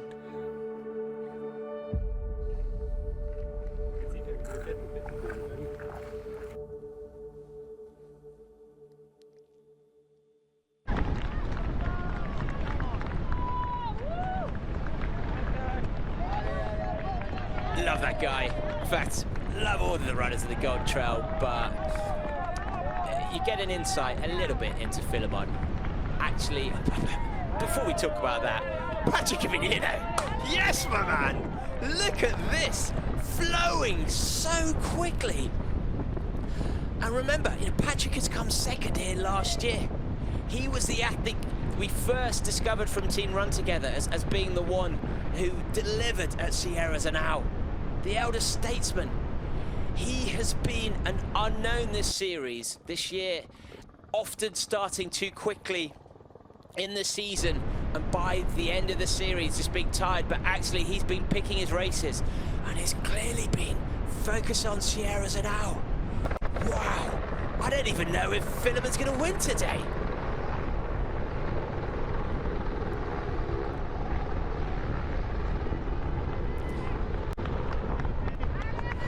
Now, the reason why this race is so different to others is because the changes in the course mean that who is leading now isn't necessarily going to win by the end. We've seen this in the past. I mean, the crazy thing is that Philemon is up in second place already. If we look back to when Philemon lost to Kilian by 2 seconds at Ponchette, he was 3 minutes behind Kilian Jornet, the greatest of all time. That is how fast Philemon can close across the top. And you see already, as it gets smoother, he just closes that gap. But let's not forget who we're dealing with here, people. In the top 10 at the last split, in 8th place, 90 seconds adrift, Elhousine Elazzaoui. In 9th place, 2 minutes behind, Michael Scioli, the fastest attacker last year across the top, the fastest closer last year. In 10th place, Andrew Blanes, the Spanish orienteer, only 2 minutes adrift. A 2:10 marathon time. When Andrew Blanes won in 2022 at Ponchette, he was in 22nd place and he won this race. He has Elhousine and Philemon are the 2 best technical descenders on this course. Andrew Blanes, oh, and he's on screen now. There he is. There, I mean, wow. The fact they put him on screen shows that he is making moves. At the press conference yesterday, he said he felt the best he has ever felt. And he knows how to pace this race to perfection. Not only that, I mean, is there anything this man can't do? He's represented Britain, Spain. I wish he'd represented Britain. He's represented Spain in the Olympics. He's run the marathon. He's run orienteering. And this is the race that brings them all together. There will be some technical running at the end, but his speed across the top is sensational. So not only do we have to think about, is Philemon going to push himself to the course record? There's a chance Philemon might do and still not win, because watch out, Andre and, dare I say, the Flying Camel are still in this race. It is going to be a belter.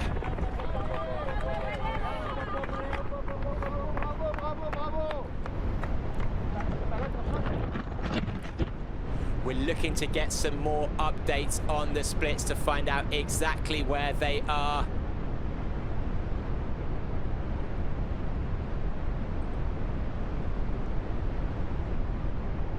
But the front of our men's, and actually, what is it about everyone on the course to me looks like Aureliachi? I believe that's Aureliachi in the red with the shades.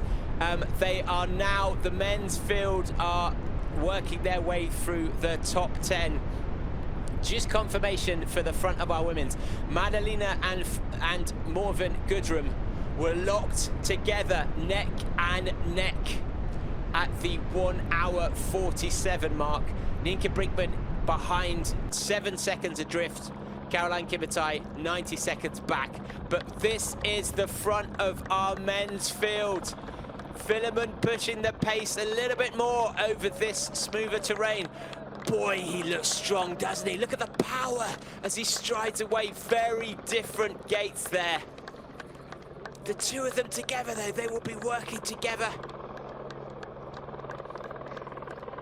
And now into third place, moving up through the ranks. It's Richard Atuya. He has never podiumed in Sierre-Zinal. He's had some fantastic results earlier this year in the mountain running championships. Richard Atuya up to third place already. A 1-2-3 for team Run2Gether On. And who's behind? And Jacob Adkin behind him now. At the last split, he was 30 seconds adrift. So Richard Atuya in the attendancy. He now needs to...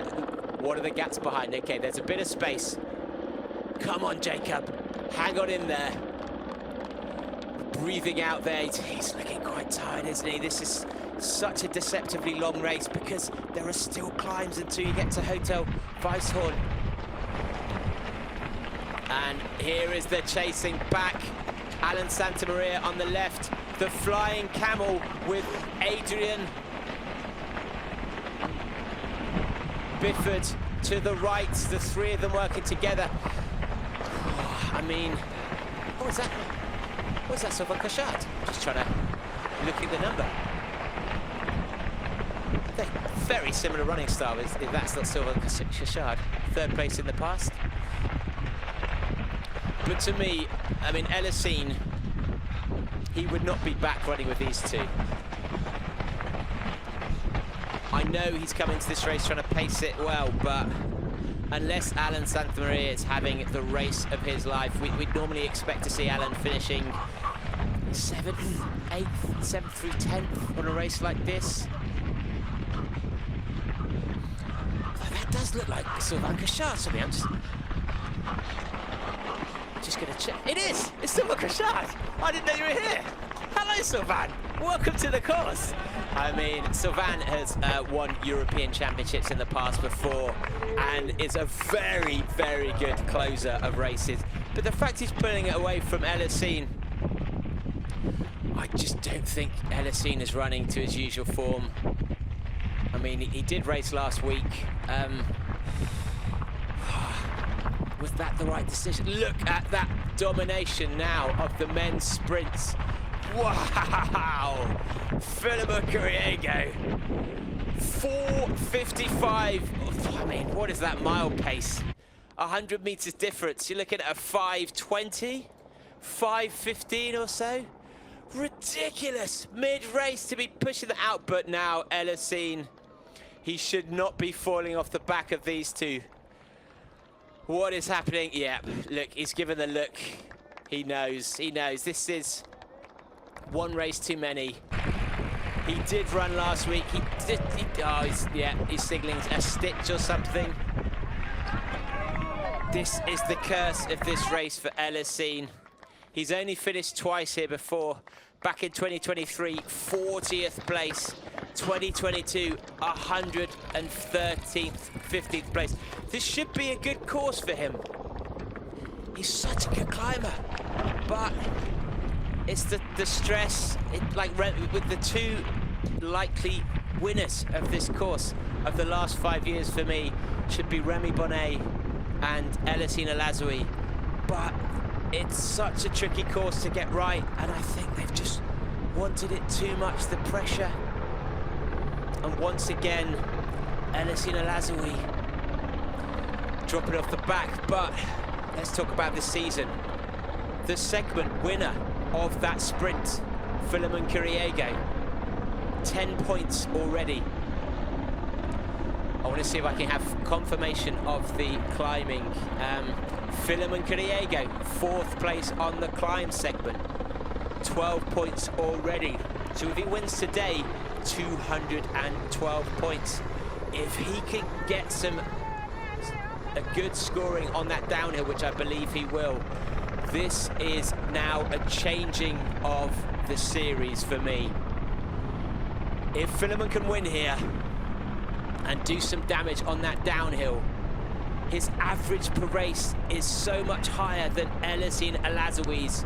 He's going into the final 2 races of the season in control. Elhousine's already looking tired. He's run 5 races already. He's going to have to go out to Asia to defend those points, because if he lets Philemon go without competition, those segments could be won nearly uncontested by Philemon, and he just can't afford for that to happen. I remind you, no Bogdan Damian here, no the usual winner of our downhill segment.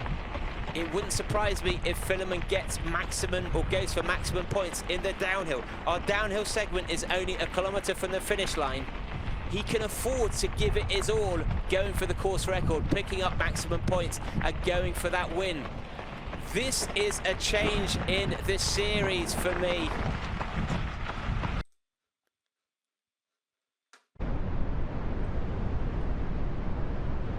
Look at the difference there.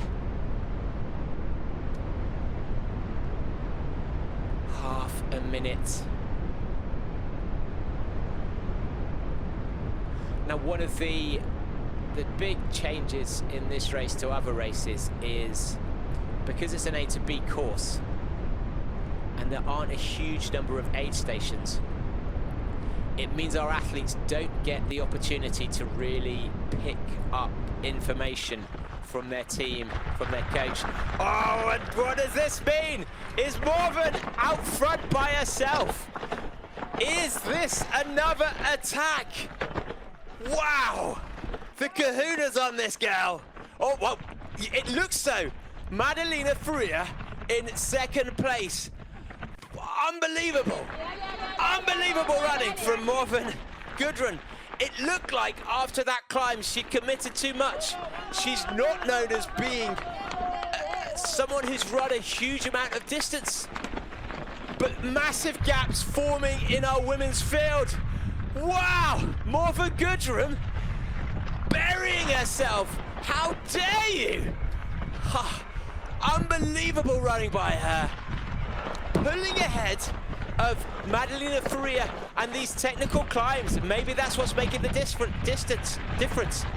I can't even speak the words. I'm so excited by this. She's not even finished a Golden Trail race. She turned up at the Europeans winning.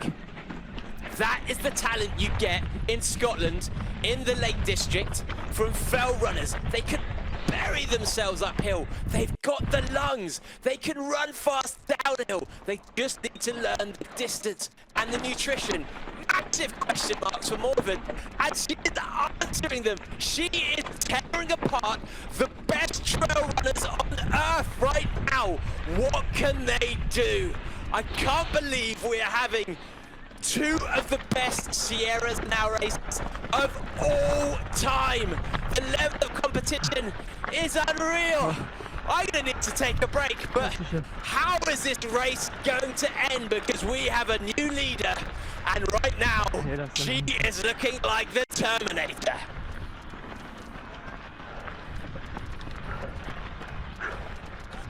But I'm just going to have to calm myself down here. We've still got a fair bit of running to go before the end. But look ahead of Madalina. Where is Morven? Look at that gap. It's massive. And Morven doesn't look like she's slowing down at all. The fact that Morgan's from, I mean, her background, coming from Edinburgh, if you've ever streets of Edinburgh, you're out of breath from the steepness of the climb, let alone if you grow up running there.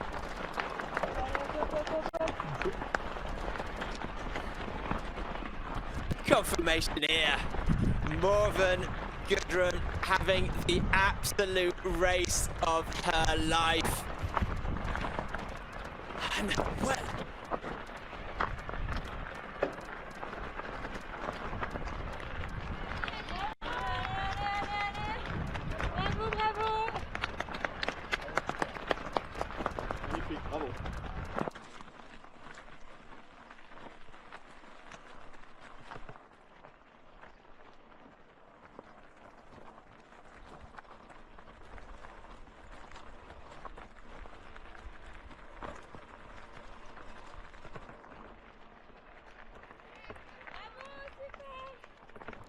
Just rebooting up my microphone there. The excitement in the room practically caused the technology to explode. That is how good a race we're seeing right now. Madalina Florea here in second place. She's still looking good, still looking fluid. She does have that race in her legs. Linka Brinkman drifting off. And look, Kirsty Dixon pulling away from Caroline Kimutai as well. 30 seconds now between them. Gaps starting to come in our women's field. Just want to check behind our women's top 5 because, wow, yes, they are closing out. Really actually in 6th place, 3 minutes 11 off the lead. That was at the that was at Hotel Weissel on the 20k mark. They're now, just confirmation, now through Hotel Weissel. Laura Hottenbott, 4:18 behind 7th place. Anna Gibson, 8th place, 4:33. Miriam Chepkiriou, 9th. And in 10th place, Ruth Gitonga, Hannah Gruber, 5:40 behind. And look now, still some climbing to go. This is the final climb they have in this race. I was gonna tell you some insight and some stats about Hotel Weissel, but no, this is too exciting. We're not losing anything about the history, the details, the scenery. You can Google that for yourself. In front of us now, we have the front of our men's cap, Patrick Capignino. Looking back, Philemon Kiriago on his shoulder. I really thought this was going to be Philemon's race from start to finish, but Patrick is running so quickly. As confirmation, the women have passed through Hotel Weissel. That is the 20-kilometer mark. They have a climb from there of only around 100 meters, the sprint segment to Narva. 2,400 meters, the peak. And from then on in, it's an 800-meter drop all the way to the finish. What have they got left in them?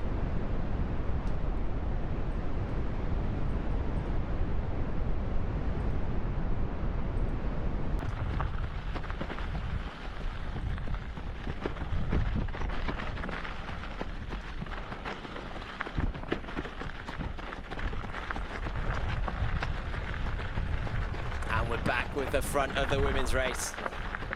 Morgan Gudrun, Hotel Weissel there.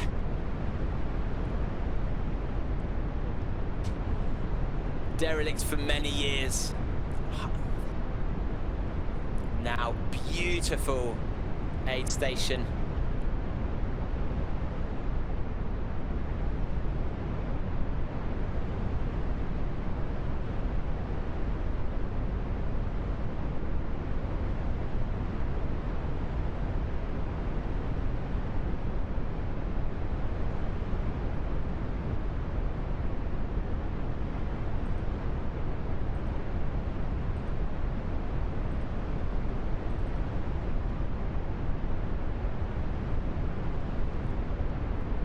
Now this 800-meter descent that they're going to start very soon.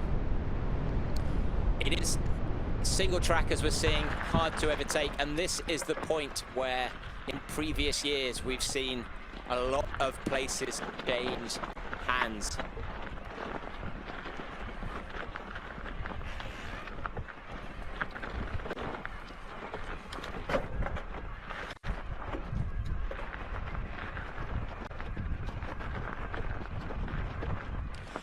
Now, last year we saw one of the fastest ultra runners, Katie Scheid, closing in. She was in 9th place at the last aid station, and she ended up finishing 2nd overall.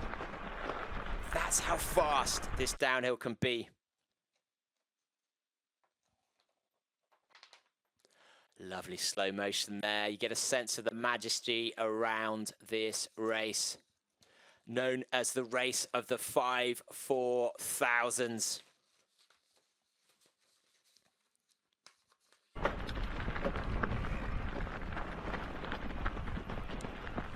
But it's very unforgiving. You can see not a single tree on this course from Chandelin. Well, there's a tree there, but you know what I mean. There is no cover from the sun. And you don't come to Switzerland and think you're going to be absolutely scorched, and they are. But now it's looking like Philemon has made the move again. We talked about how fast he is. He's still climbing. He's still got around 4K to go until he reaches the highest point, Narva, 2,400 meters. But he's made his move. Where are the chasing group, though? Andre Blanes firing through the field. We're going to see if we can get a time update at Hotel Weisshorn, because he is a runner that I don't think Philemon will have in his mind. Non, Team Blue, je suis avec le deuxième de ça. Philemon, je crois. Confirmation coming through the 20k mark for the men's. Philemon and Patrick were locked together. There we go. And Michael Scioli has a very fast closing speed as well. I expected him to be higher up in the rankings, to be honest, but he did race last weekend. Very tired. And there we go. There is Jacob Adkin now coming through. Just ahead of him, is that Richard Atuya? Or is he closing with the climb? I think he's closing again on 3rd place. Jacob coming up to 3rd place. Richard Atuya ahead of him. There's not that much climbing left, 100 meters or so before they reach the peak of Narva. Oh, he's looking good though, isn't he? So fluid. The speed of that leg turnover on the climbs. He's pacing this race so well. These two around 90 seconds back on the lead. 30 seconds back on them. Michael Scioli in 5th. Christian Allen tied with Michael Scioli. So Michael Scioli and Christian Allen both in the hunt together. No sign of Andre Blanes. And Elhousine out of our top 12. But we're back with the women's now. Madalina Florea back into 1st and 2nd now. Is this the overtake? We said her downhill was fast. The flowing pace of Madalina Florea. What does Morven Gudrum have left in the tank? A battle all the way to our finish line.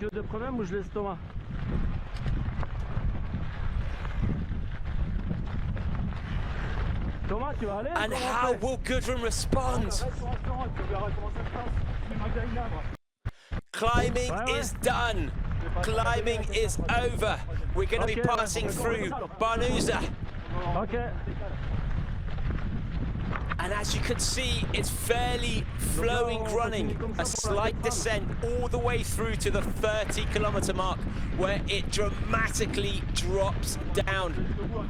But again, Madalina, what's she doing with her left arm? Is that nutrition? Oh yeah, it is. Okay, she's getting out more gels. Will she sit on the shoulder, waiting for that downhill to attack? I think that's the wrong move.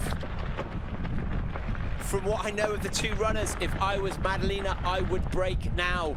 Run fast while you can, because leaving it to that technical downhill is too much of a question mark.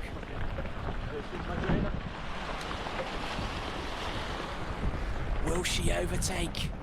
And you can see, oh, there she goes, using the slightly wider trail as the overtake is on. What has Morven got? Can she respond? Will she respond? Is she racing or pacing? That is a question. Already you can see Madalina wanted to make sure she changed gear. 3 meters, 4 meters. Is this going to stretch? What has Morven got left? Is this the decisive move in today's race? Vas-y. Linka Brinkman 1 minute behind. Madalina is looking like she is running with intent. Oh, and there you go. See, change of course choice there.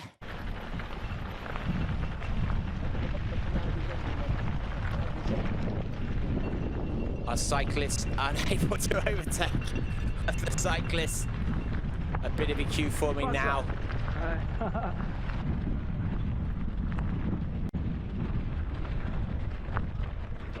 Who do we have on screen? This to me also looks like Aurelia Liacci. It seems the whole world does to me. I don't have an obsession, I swear. And if these splits are correct, we should be seeing Kirsty Dixon in view. Significantly though, Caroline Kimutai outside of our top 5. Did she lead out too fast? But those splits don't seem right. No sign of Kirsty Dixon ahead, so either she's made the overtake or those splits are incorrect. But we're going to hear about her now. What you got for us, Aurelia? I'm here in the Sierre-Zinal because I really like this race. It was my first trail race, and I like being there. I like the people. I like the course, and it's fast, and I just like Sierre-Zinal. I was in St. Moritz for a training camp, and I worked a lot the uphill because it's my weakness in general, so I worked a lot, and yeah, speed, uphill, and repeat again and again. I think all the women, honestly, I don't know, it's difficult. There is a lot of strong women, so all the women can be the competitor. I don't want to give a name because it's difficult, but all the women will be so strong.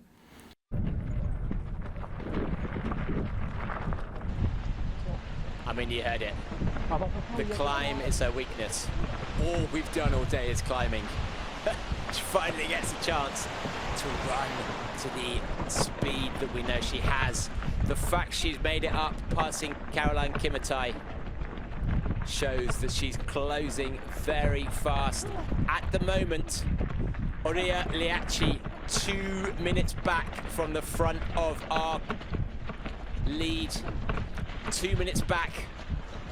So not only does Madalina have Ninka and Morven to worry about, Aurelia Liacci is in town. She's local. She's been focusing purely on this race. Bravo!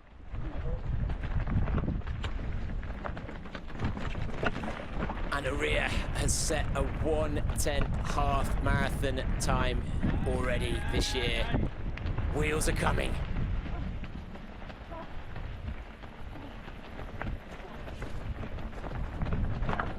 can see now the change of elevation as they've passed Nava. Less than 6K to go to our finish line.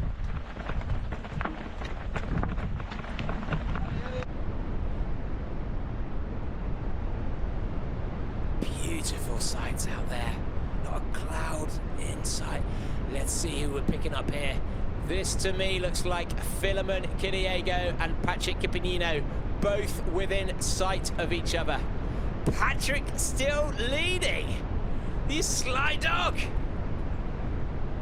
Just want to have, yes, Patrick had the white tape, didn't he? The slight climb into Nava, the opportunity for him to pull away.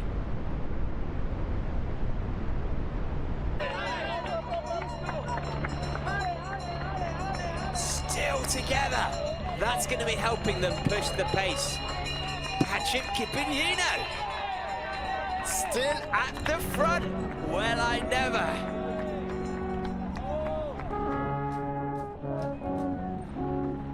The horns. I was going to say the horns of Switzerland. Well, this fish is making me.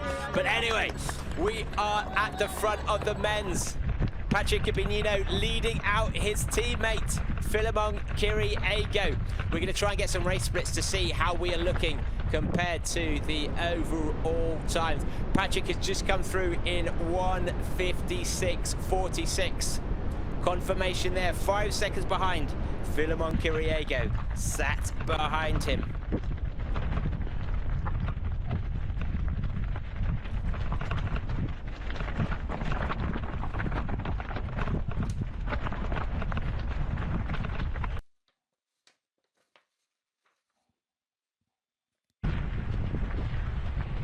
And the two of them returning now together.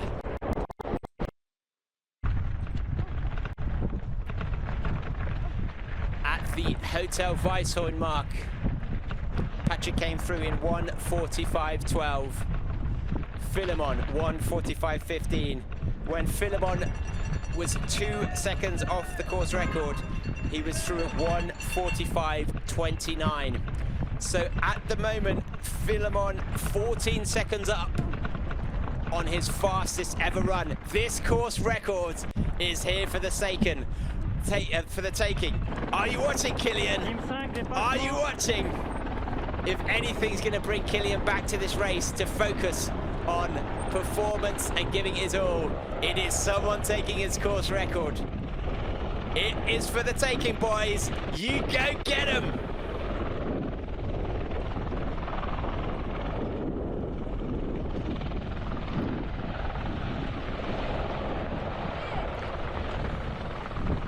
Confirmation as well. Our women still together at the last 22.5K.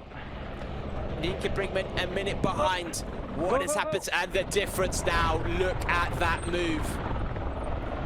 Philemon. It looks like Sara Alonso there. Yes, Sara Alonso, the Spanish runner.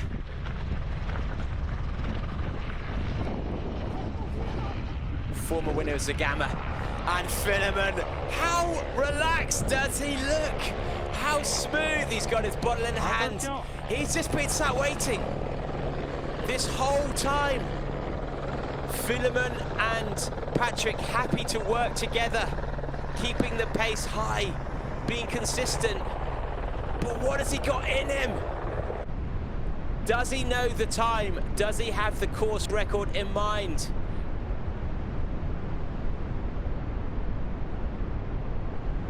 But Patrick is still on his shoulder. The two of them 1-2 in this race.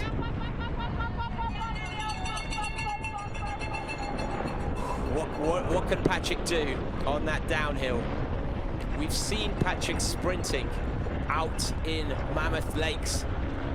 Faster than Elhousine, other than from the odds route maneuver choice. A very fast closer. So if Patrick can stay with him until that final bit of road, this race isn't over.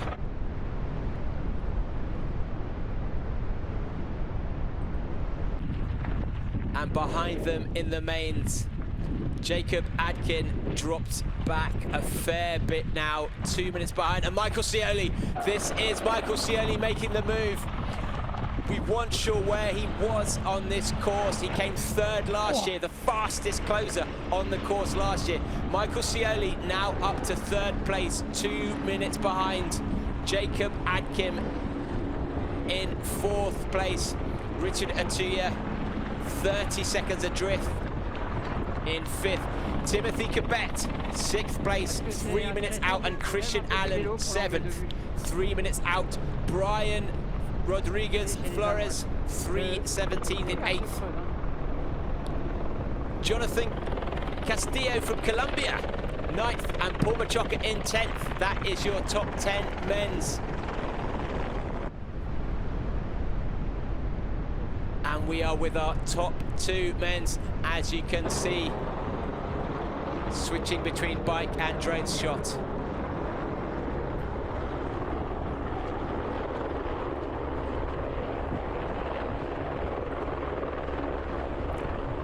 You can see the difference between them. The climbing.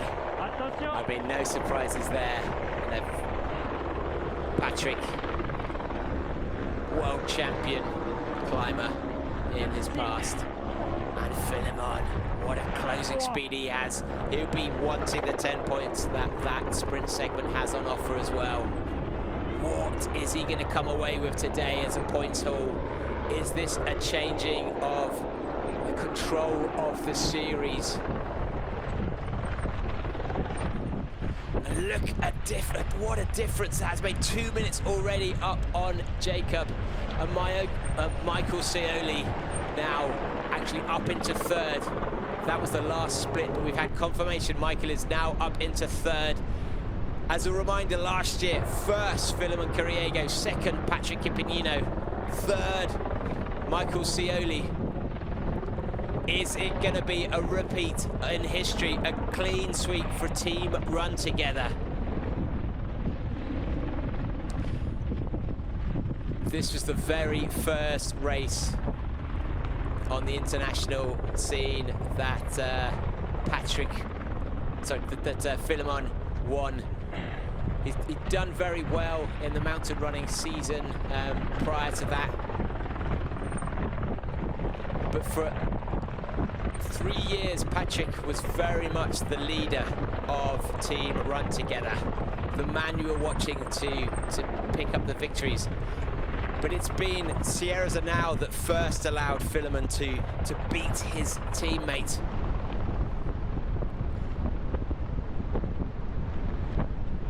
And this year has seen very much a changing of the guard. Philemon beating Elhousine out in Broken Arrow. And making it 2 wins in Quebec. We can see the gaps there. Third and fourth place. Michael Scioli now the very fast, tall Run Together athlete, pulling away from Jacob Adkin. Just trying to get some splits from the women's race as well. And we're back with our race leader, Madalina Florea. What is the gap now between her and Morven Gudrum, the Scottish runner representing Windsor? And here we go, Morven now on screen. Can we see Madalina in sight? That aid station will give her an indication of the gap, the noise coming through there. I believe that's Danusa.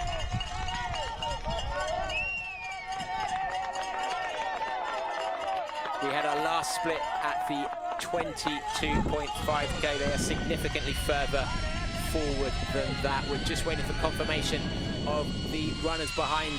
Ninka Brinkman was in third place, about a minute back. There's Pep. Oh, no! Come on, Madalina. And again, exactly what we said. It's not the technical descents that give the issues. It's when you're surrounded by runners you know. Pep, a good friend of Madalina. You've got other athletes on the course. You look up for a second and bam, you're down. Thankfully, she's back up and running. Oh, that would have spiked her adrenaline there. Come on, Mad, keep it together now. And this is one of the issues with a race this hard. If you haven't got your nutrition right, I say this pretty much every race, but over 30% of your glucose is used for your brain. If you're low on nutrition, not only will the muscles fail, but your brain will start to make bad mistakes. And again, you can see the point. Morven's just come past Pep, our cameraman there, so you get a sense of the distance between them. 30 seconds maybe, max. Let's just hope that that fall has, if anything, sharpened Madalina's focus as she's coming through now. There is a very steep descent, the final kilometre coming into our finish. Some hard miles being run now. But she's back, she's flowing, she is looking good. That fall doesn't seem to have affected her too much. La quatrième est même pas à 15 secondes de la troisième. And a Rialiachi 26k. Bernusa halfway through our downhill segment. The fat Nienke Brinkman is in her sights, will help her.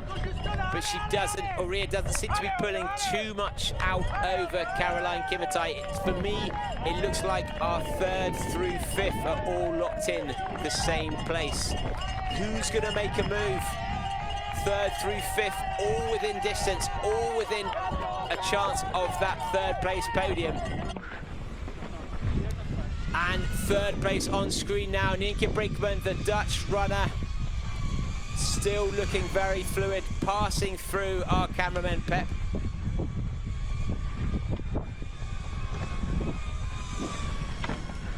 She's still looking good to me, a good flow. She often has quite a small rhythm to her arms, very compact in her running style. Her marathon training will be helping her right now.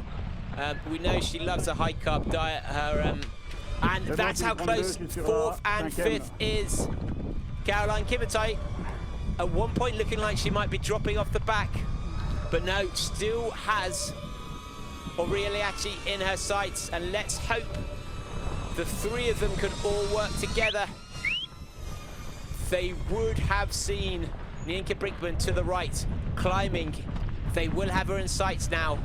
The hunt is on for these top 3 podium places. Let's have a look at our downhill though. The segment for downhill is coming up and it is brutal.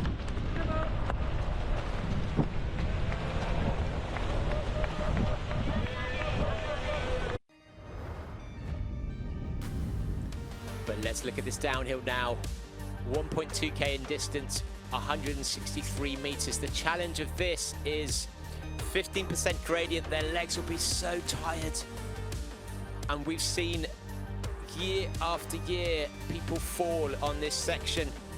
In fact, the first year Philemon ran, he was overtaken by Killian coming down here. Mark Agogo has fallen here in the past. I think Maud Mathis was even overtaken and fell on this section previously when Katie Schneid went past her last year.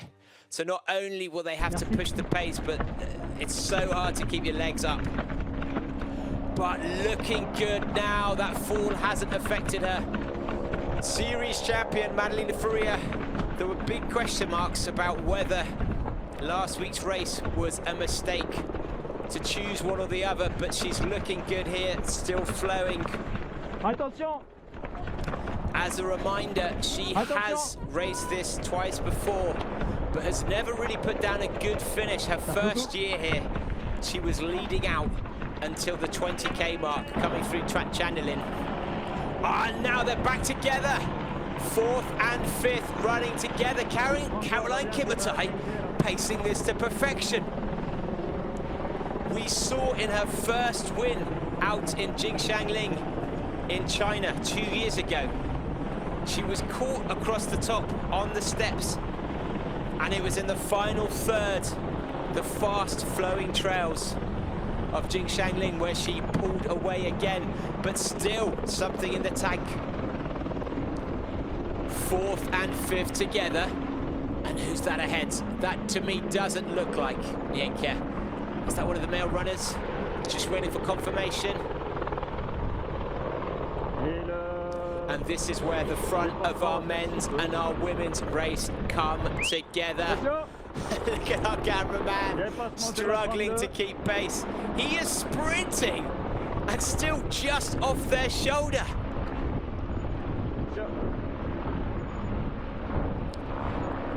"6,000 runners on this course. They will have people in their sights they can aim for and slowly pull back.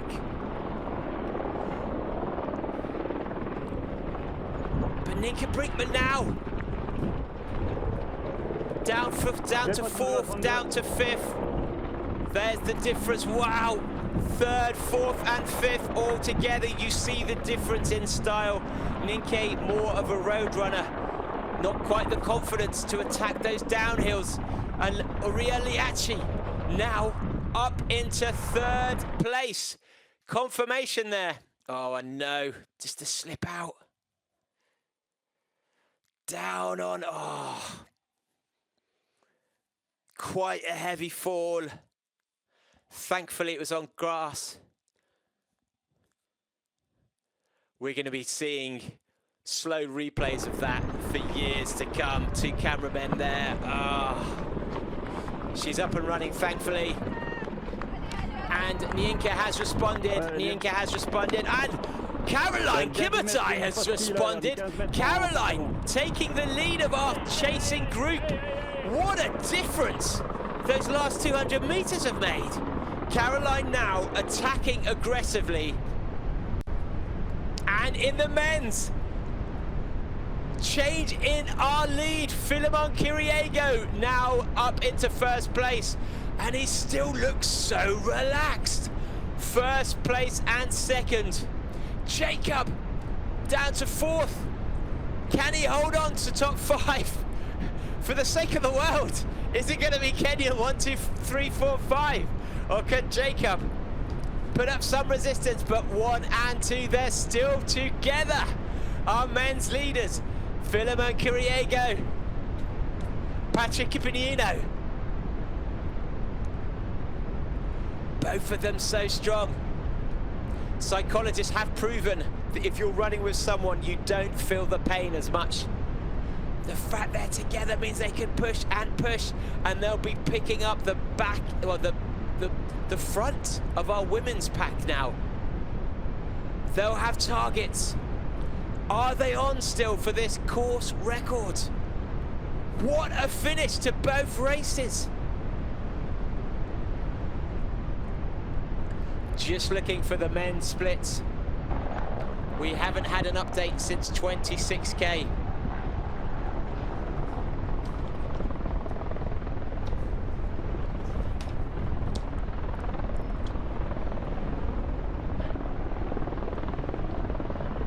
Excuse me.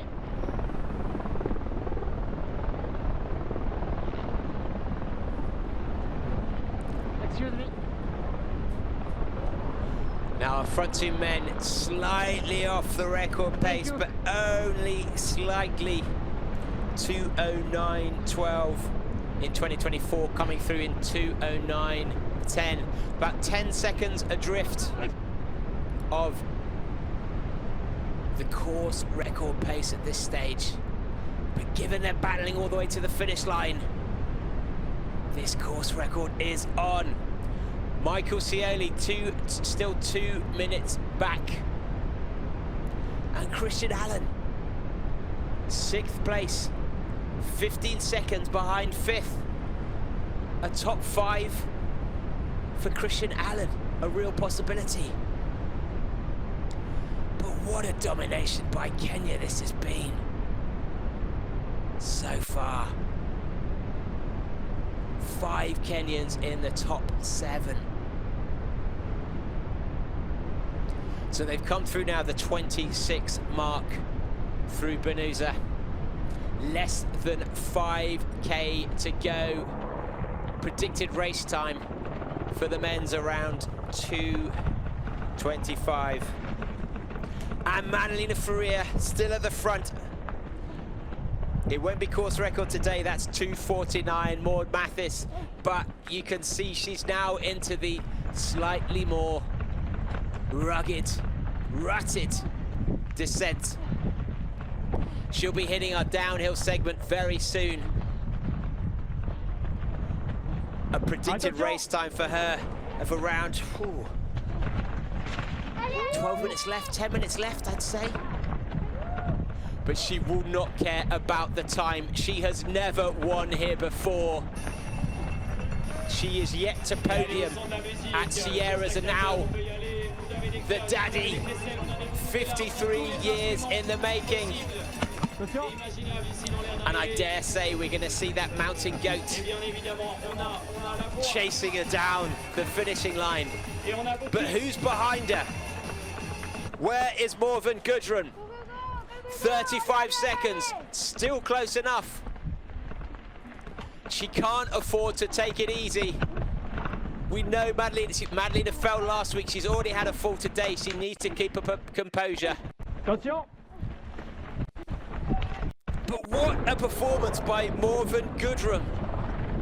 And what an arrival to the global scene. Can we tempt her to come to Asia with us? And Caroline Kimutai running so fast at this stage of the race. 3rd, 4th and 5th, all within sight of each other.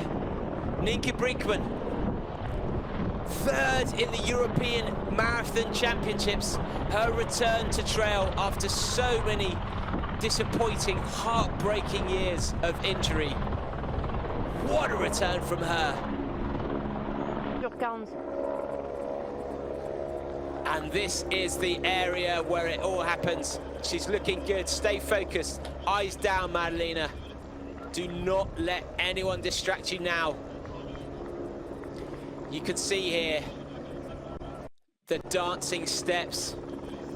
Yeah, I think she's running here for safety. Yeah, for sure. She's taking it easy here. She can run faster than this, but she does not care about the time. This is about the win. Far better to protect yourself. And she's almost done with the technical. Well, I mean, it's not the technical descent, really. It is when you're running as fast as they can. This is the moment where Kilian attacked back against Philemon 2 years ago to win the race and set the course record. Not far to go before she goes through a tunnel.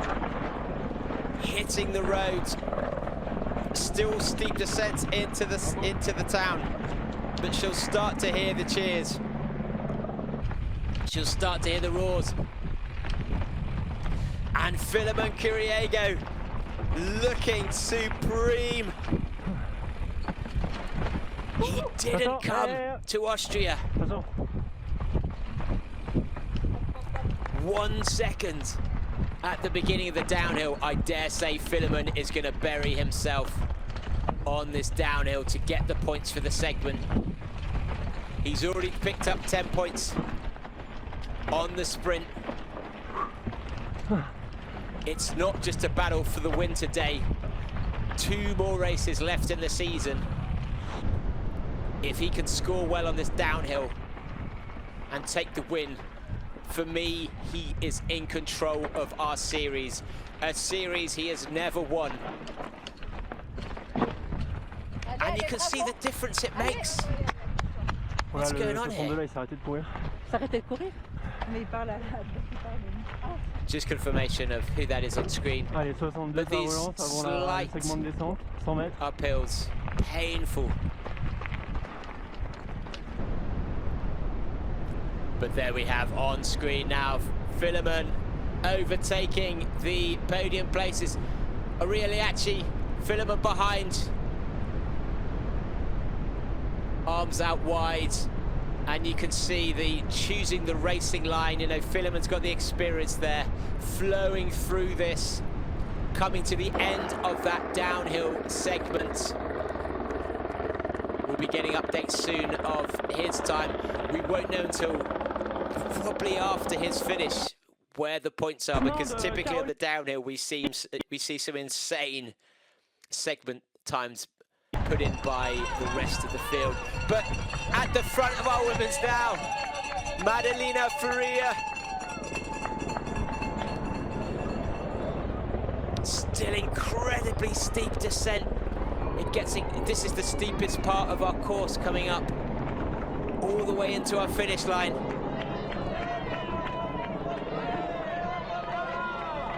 She's already leading our series, 25%. That must hurt so much now. Not just from this week's race, but last week's very technical descent still in her legs.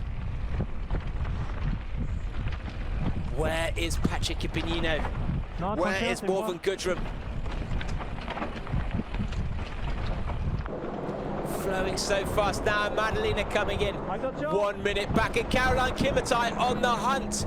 Only 20 seconds. We know that Caroline's not hugely skilled over technical terrain, but is very fast. And the segments we're seeing now, Arne Gibson making moves. Caroline Kimutai leading the downhill as well. I never.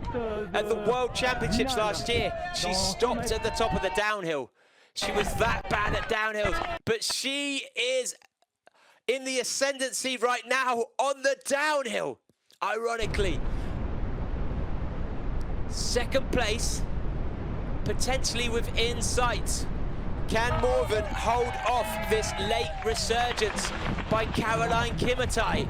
She's been pacing her race to perfection, and look at that, how fluid she is, allowing gravity to do the work for her. She won't know where second place is yet, but if she sniffs her, if she gets her in her sights, it could be all over. The attack's still on.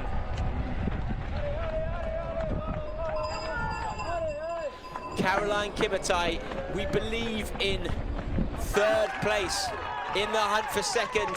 Madalina Florea, the Romanian, the leader of our series, last year's series winner, with, for me, the most significant win of her career to date. And Philemon Kiriago making his way down the final descent, leading our men's field.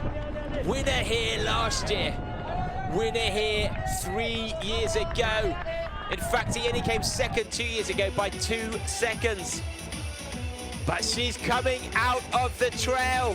She is into the closing final stretch. Look at her striding away now. Madalina Florea, the leader of the Golden Trail World Series. She's gonna beat the men to the finish.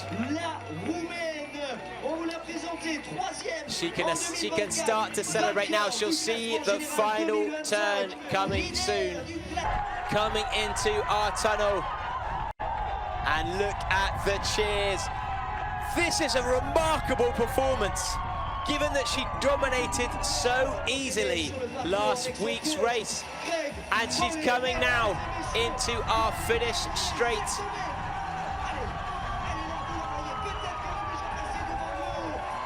She came in with question marks with whether she had the mental strength to come to a race with all that pressure and deliver.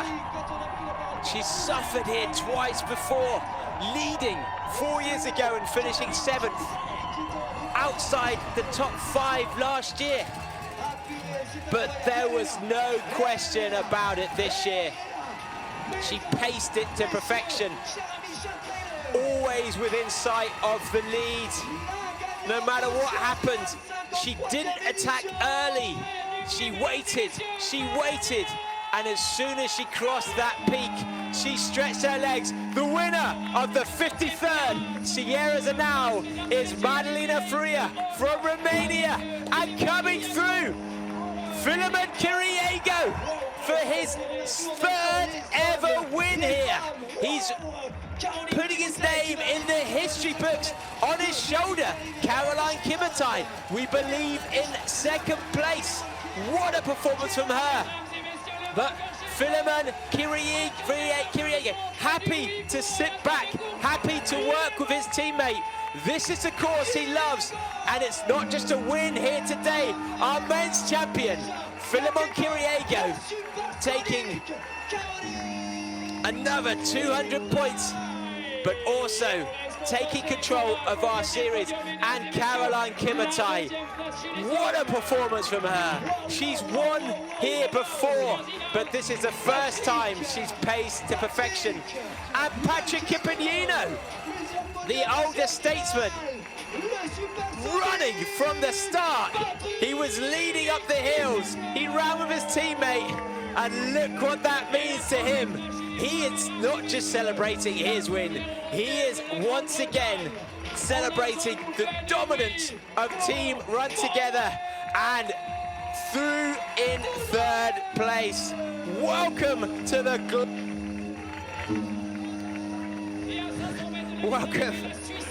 Golden Trail.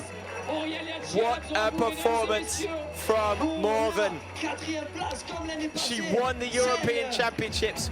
We knew she could climb, but the questions were, had she gone out too early? Was she able to pace a longer race like this?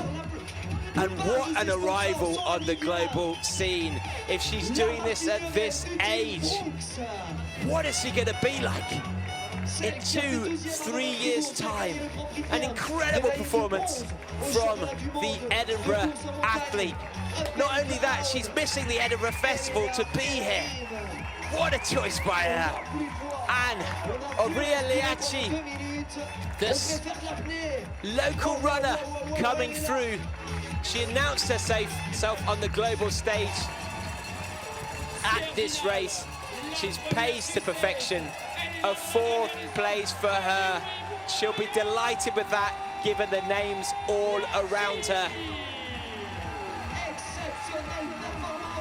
Running through the field outside of our top 5 for so long. But the Swiss-Italian runner has paced this so well.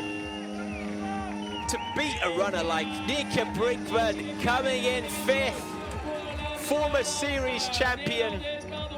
She's come 2nd here before. She didn't know what she was able to do today. So good to see her back on the global scene. There were question marks about her fitness. Welcome back, and we hope this is just the start of her journey. And Anna Gibson, the American runner. Not only that, the Skimo Olympian of the last Winter Olympics returns to trail at the Golden Trail. 6th place. An amazing performance. She's a runner used to 1,500 meters. And Michael Scioli, he's back. The tall destroyer. We knew he had the closing pace.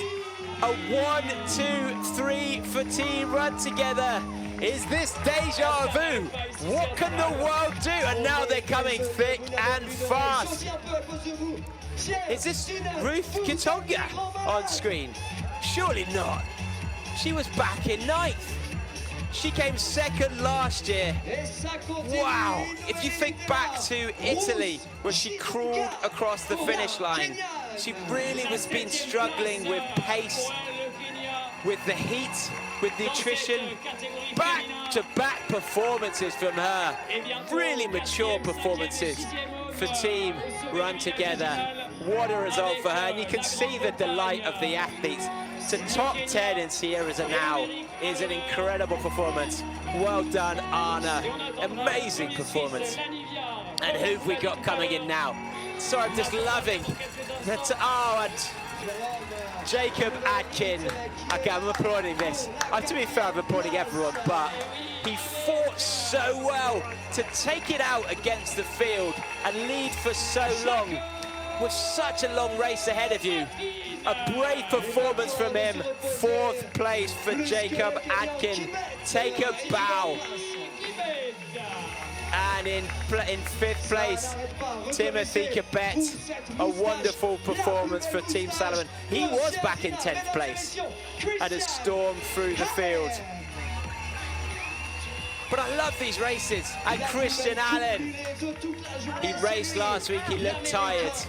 That is not bad, given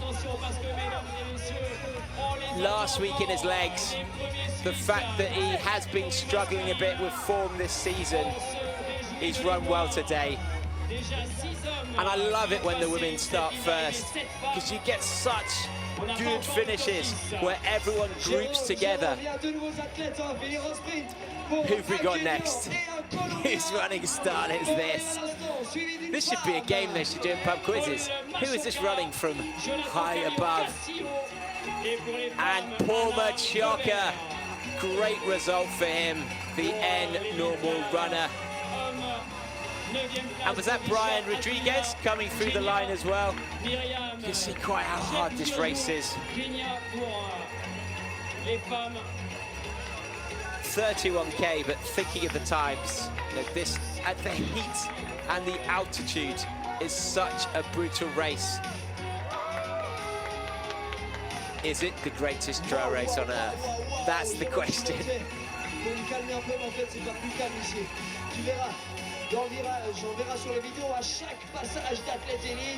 And the South American runners shaking each other's hands there. Great to see so many athletes from around the world coming together.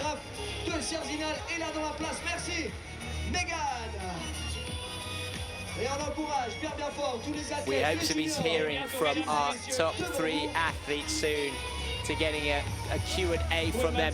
Hannah Gruber there, European champion, coming through the finish line. Good result for her. But this is Philemon, today's champion. Philemon, 3rd win here at Sierre-Zinal. Big battle with Patrick Kimutai all the way until the end. But again, you took the best. How did you feel today? My name is Philemon Kiriago. I'm so happy to be in Zinal again. This is like my second home, because I usually prepare it since the beginning of the year. We were training together, me, Patrick, and Sauli. Our aim is to come to run Sierre-Zinal to finish, and to show people that Sierre-Zinal is like our home. We offer everything we have, and we run as a team, Run2Gether On. Yeah, we are happy for the performance today. Run2Gether Indian, congratulations, 1st, 2nd, and 3rd once again after next year. Congratulations again. You are now the top, the king of Sierre-Zinal. Thank you so much. Let us meet next year, Sierre-Zinal again. See you. Understandably delighted. And Maud Mathis, the former champion, course record holder. Great to see, and this is why we love Maud. No, but she will never drop out of a race. In fact, she will turn up at races even if she knows she's going to lose. And that is so rare for champions. Great to see. And we've got on screen as well with us, we spoke about her early in this race, Laura Hottenrott, the German runner, and Adrian as well coming through our line. Adrian Bifford, he took it out harder. And Daniel Pattis, 2nd in Zagama. I mean, to be fair, this isn't a grace course for him. Very much more a technical descender. But welcome back to Gold Club, Daniel. Now looking at those finishes from Philemon, 3 wins. I mean, Kylian Jornet had dominated this race, but it puts him up there with some of the greatest leading names the in Golden history. Trail Series, winning the Golden Trail Series races, and now #1 at Sierre-Zinal. What does that mean to you? First, I want to say happy birthday for my manager of Scott, because it was birthday. I hope and for my second father, Vasile, the birthday. So I hope now the people, they will not tell me, it's my birthday, can you win? So beside that, I thank you for my family, for all the support, and for all the people who was cheer along the way, for the organizer. So I'm so happy that I cannot explain what I feel now, but I'm sure beside that, my coach Greg, he was trust more than me, and him 2 weeks ago when I was done some races, some training here, was say this year is yours. But I was say I can't believe it. So it looks like I don't know. Now I need to do like this to wake up to see it's real or no. It is real, and you won Sierre-Zinal. Congratulations, we're so happy for you. And it looked like a hard battle, which makes the victory even better. Yes, I want to cry because I feel a lot of emotion now. So the only thing what is it is to cry because it's a lot of emotion inside, a lot of work until now. So I don't have any words. Just I'm grateful and thank you for everyone who supported me to be here. Congratulations again, champion Madalina Florea.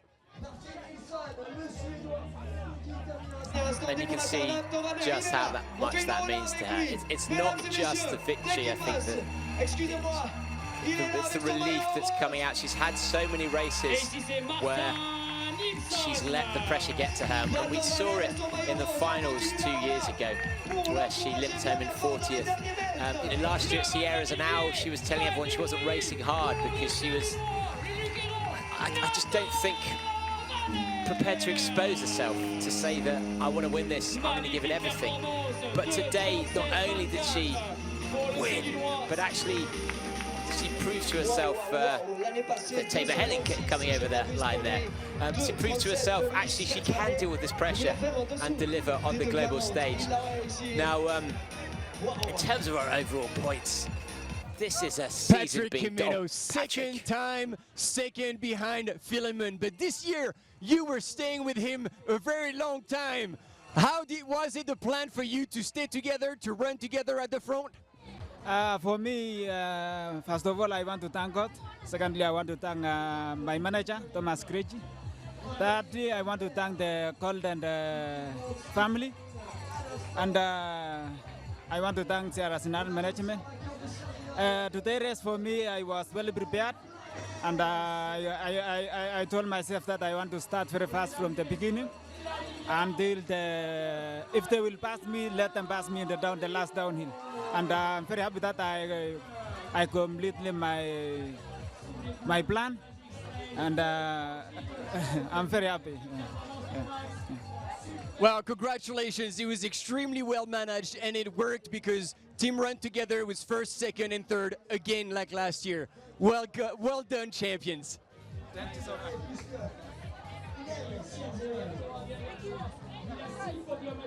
much. Yeah, I mean, a really impressive performance from Patrick. Oh, Robbie Simpson, fantastic. Scottish runner. A great, sadly never a champion, but second place many times here. A really, really experienced, legendary champion. And Marie Nivet coming in for France. But we're going to hear from Caroline Kimutai, just to hear how the race was for her.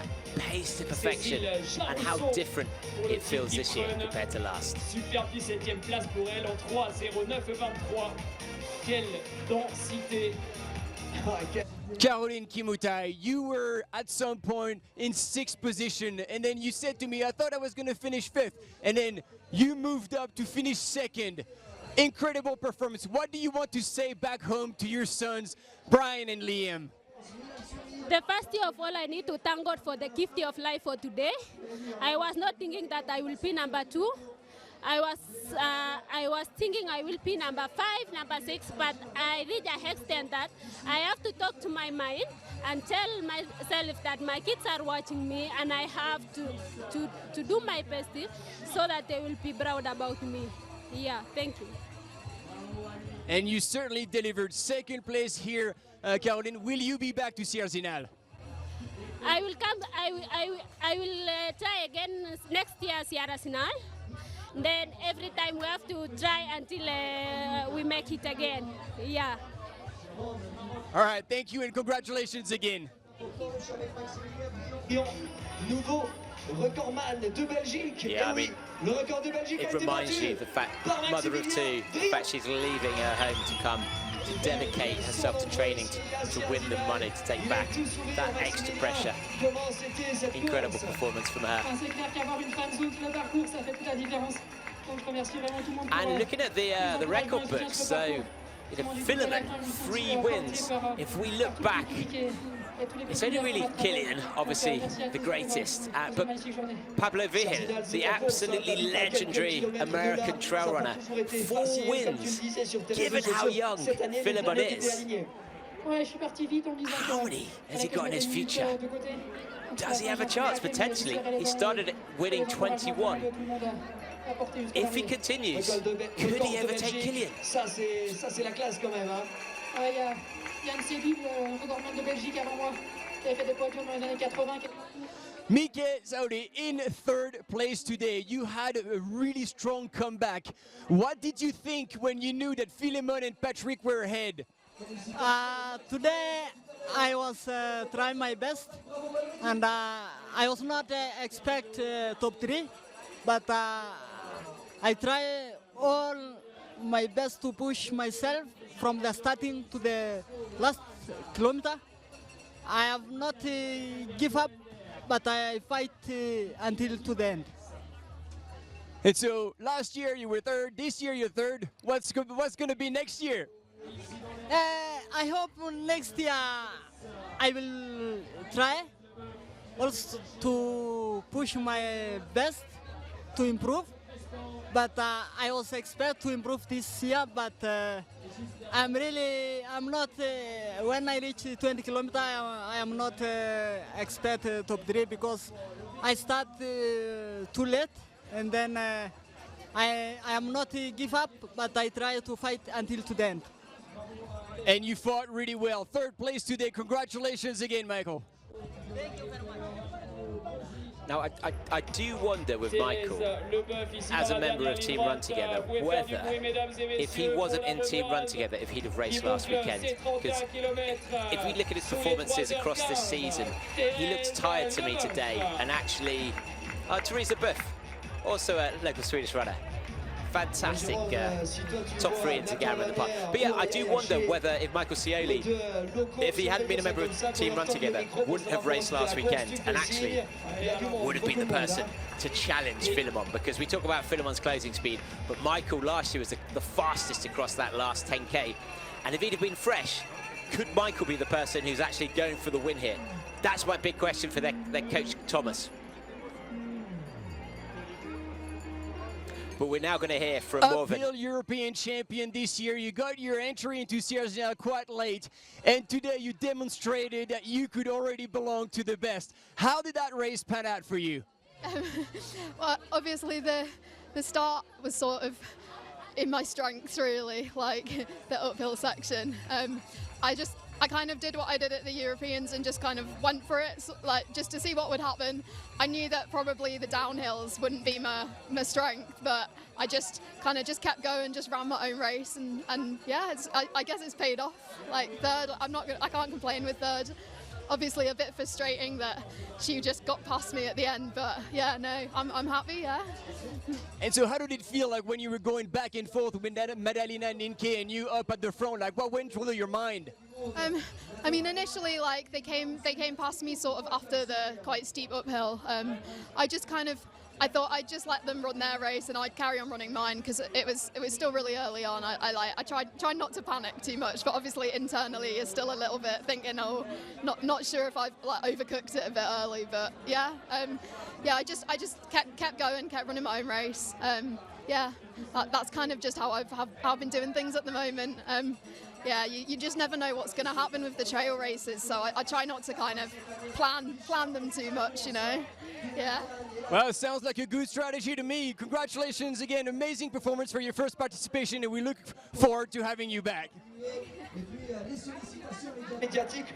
I mean, what a performance. Having the ability to be the European in the uphill is very different to being able to put together a 31k race that you've never done before against the very best in the world.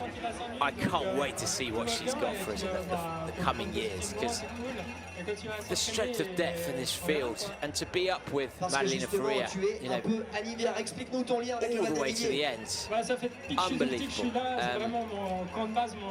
I mean, we expect to see runners coming from Kenya who are very fast arriving and being able to bury themselves in a course like this today, but to get someone who's more of a fell runner, shorter distance, to still be able to deliver after 31k, quite surprising to see. But we have our finishing line still, our elites still coming in. And if you're wondering where we are going next, this is only race 5 in the Golden Trail World Series.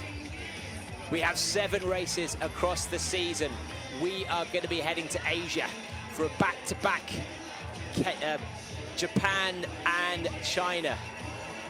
We expect Philemon to be racing. I think Elhousine's going to have to go and defend himself. But in the women's as well, who is going to mount a challenge to Madalina? Caroline Kimutai, after today, will head there. She won in China 2 years ago. Can she do it again? And it's all building towards our final in South Korea.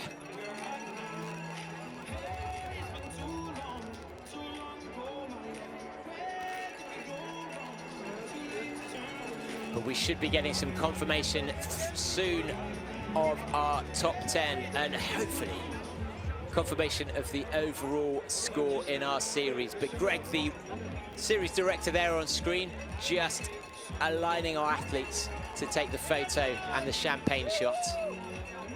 Michael again running with his backpack. Always surprised by this. You can see he's got his race vest there with his nutrition on.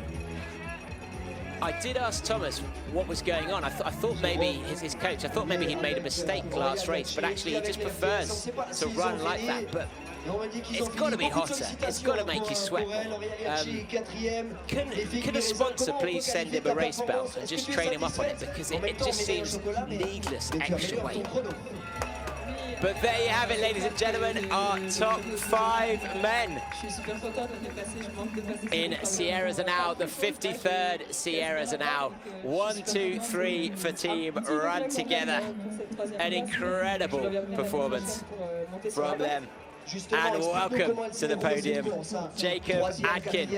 You know, his wife beat him to it. She must have given him some tips and said, go out fast and try and hold on, because it worked for both of them. And we will see our top 5 ladies soon as well.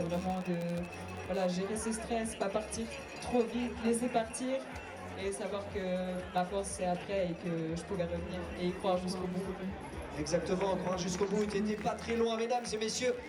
But just looking at the women's results so far, I mean, that now for Madalina, she was already ahead in the standings, but she's not only won here, win in Pitz Alpine Trail, won in Quebec. The only mark on her season is a second in Ledre. So absolutely dominating this season so far.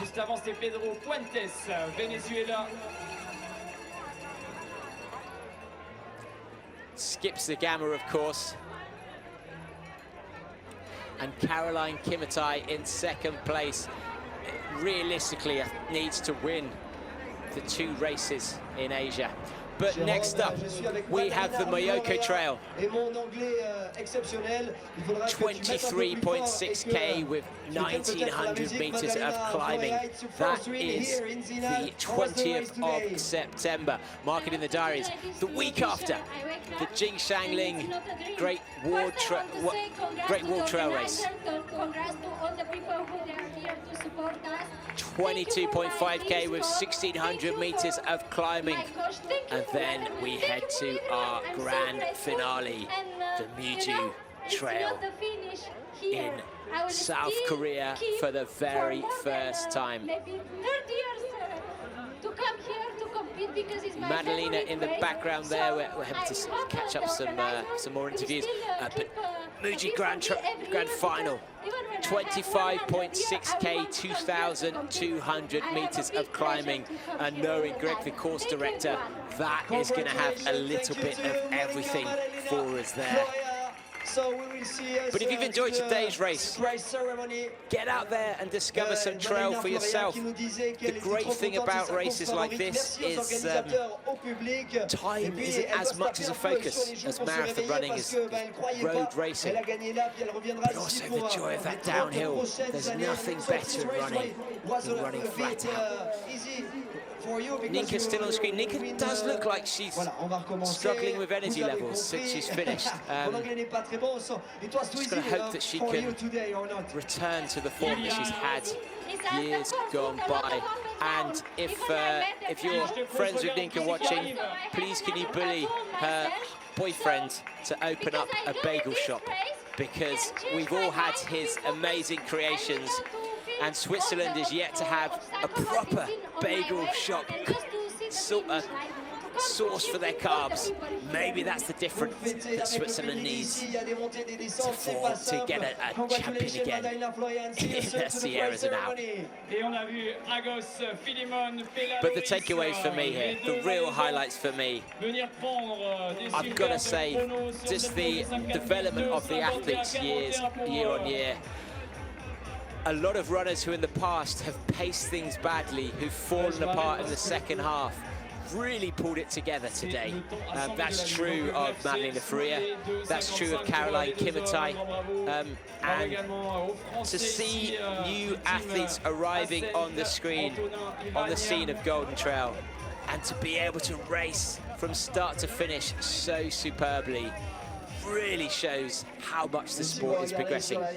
But here's our top 5 confirmation there of our top 5 finishers.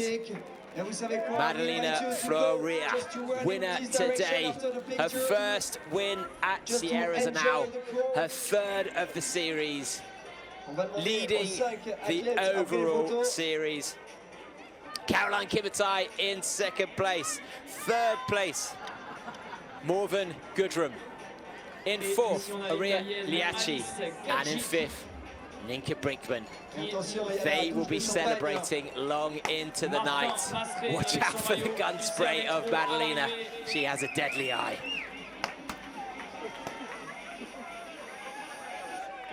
Catherine Nerier, Joe Adorn, le Suisse, team Salomon, Nicolas Decourt, le Slovaque.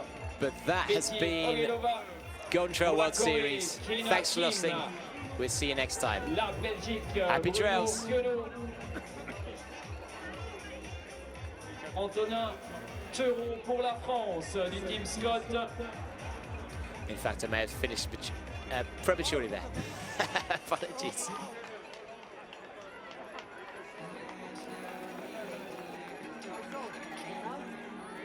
But we will look at the highlights of the race. What a race it has been from start to finish. Excitement throughout this course, and that's why we love Sierre-Zinal. Started with 28-degree heat.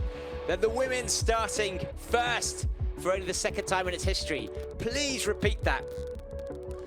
Laura Hudson-Trott first out of the gates, but very quickly the women's formed into quite a strong group, 5 of them together, heading up that 800-meter climb. And then it was the men's. How was this going to play out, given the rivalries on display? Philemon just showing everyone that he was the man to beat, and dare I say, exerting a little bit of dominance there at the beginning. But he didn't have it all his own way. And by the peak, it was the British runners leading out at the front. Morven Gudrum, the surprise name, up amongst the top 5 with Kirsty Dixon. And as they came out of the trees at Ponchette, this is where the race really began to build. Jacob Adkin up amongst our race favourites. And Madalina Florea and Morven battling it out across the top. As they reached our peaks at Hotel Weisshorn and Narva, it was back and forth between the two teammates, Philemon Kiriago and Patrick Kipinino. But in the women's, Morven Gudrum reacted, responded, got back in the lead and challenged for the title. The closing 10K, the difference in the course today. Madalina Florea taking her first ever win in the Golden Trail, pacing to perfection. Philemon Kiriago, third win out of 4 races here. Very dominant. And Caroline Kimutai, back in 5th at one point, never giving up, showing how much she's learnt about pacing to take second here. Patrick Kipinino, second place in a row.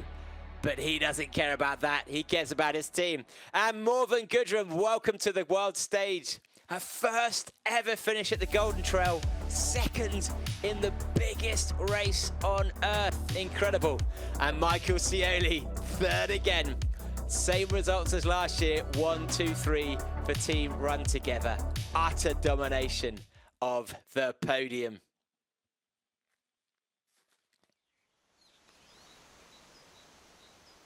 They've been our highlights of the race today, and confirmation there of our top 10.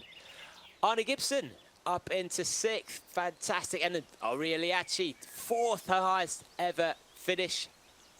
Hanna Gruber, European champion, only a 2nd trail race, 2nd top 10. And confirmation of our top 10 men, Kenya, dominant. Jacob Adkin, 4th place. Brilliant performance from him. Christian Allen holding on in there. And great to see 2 South Americans in the ranks. Jonathan Casillo, brilliant finish in 8th. And Brian Rodriguez in 10th. And in the background, you can see some of the 4,000-meter peaks.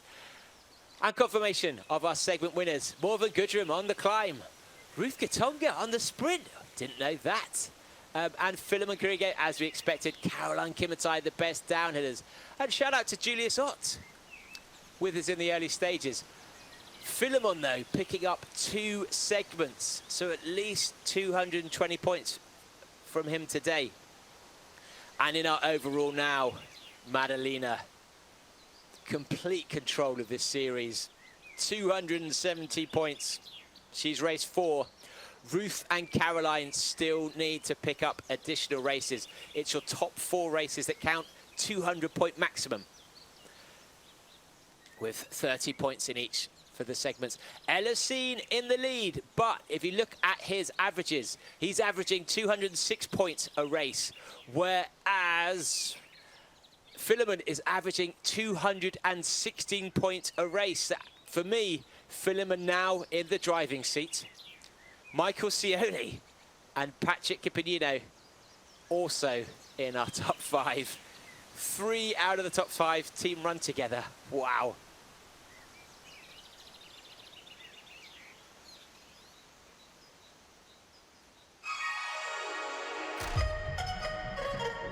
But next, we head to the Myoka Trail, Japan.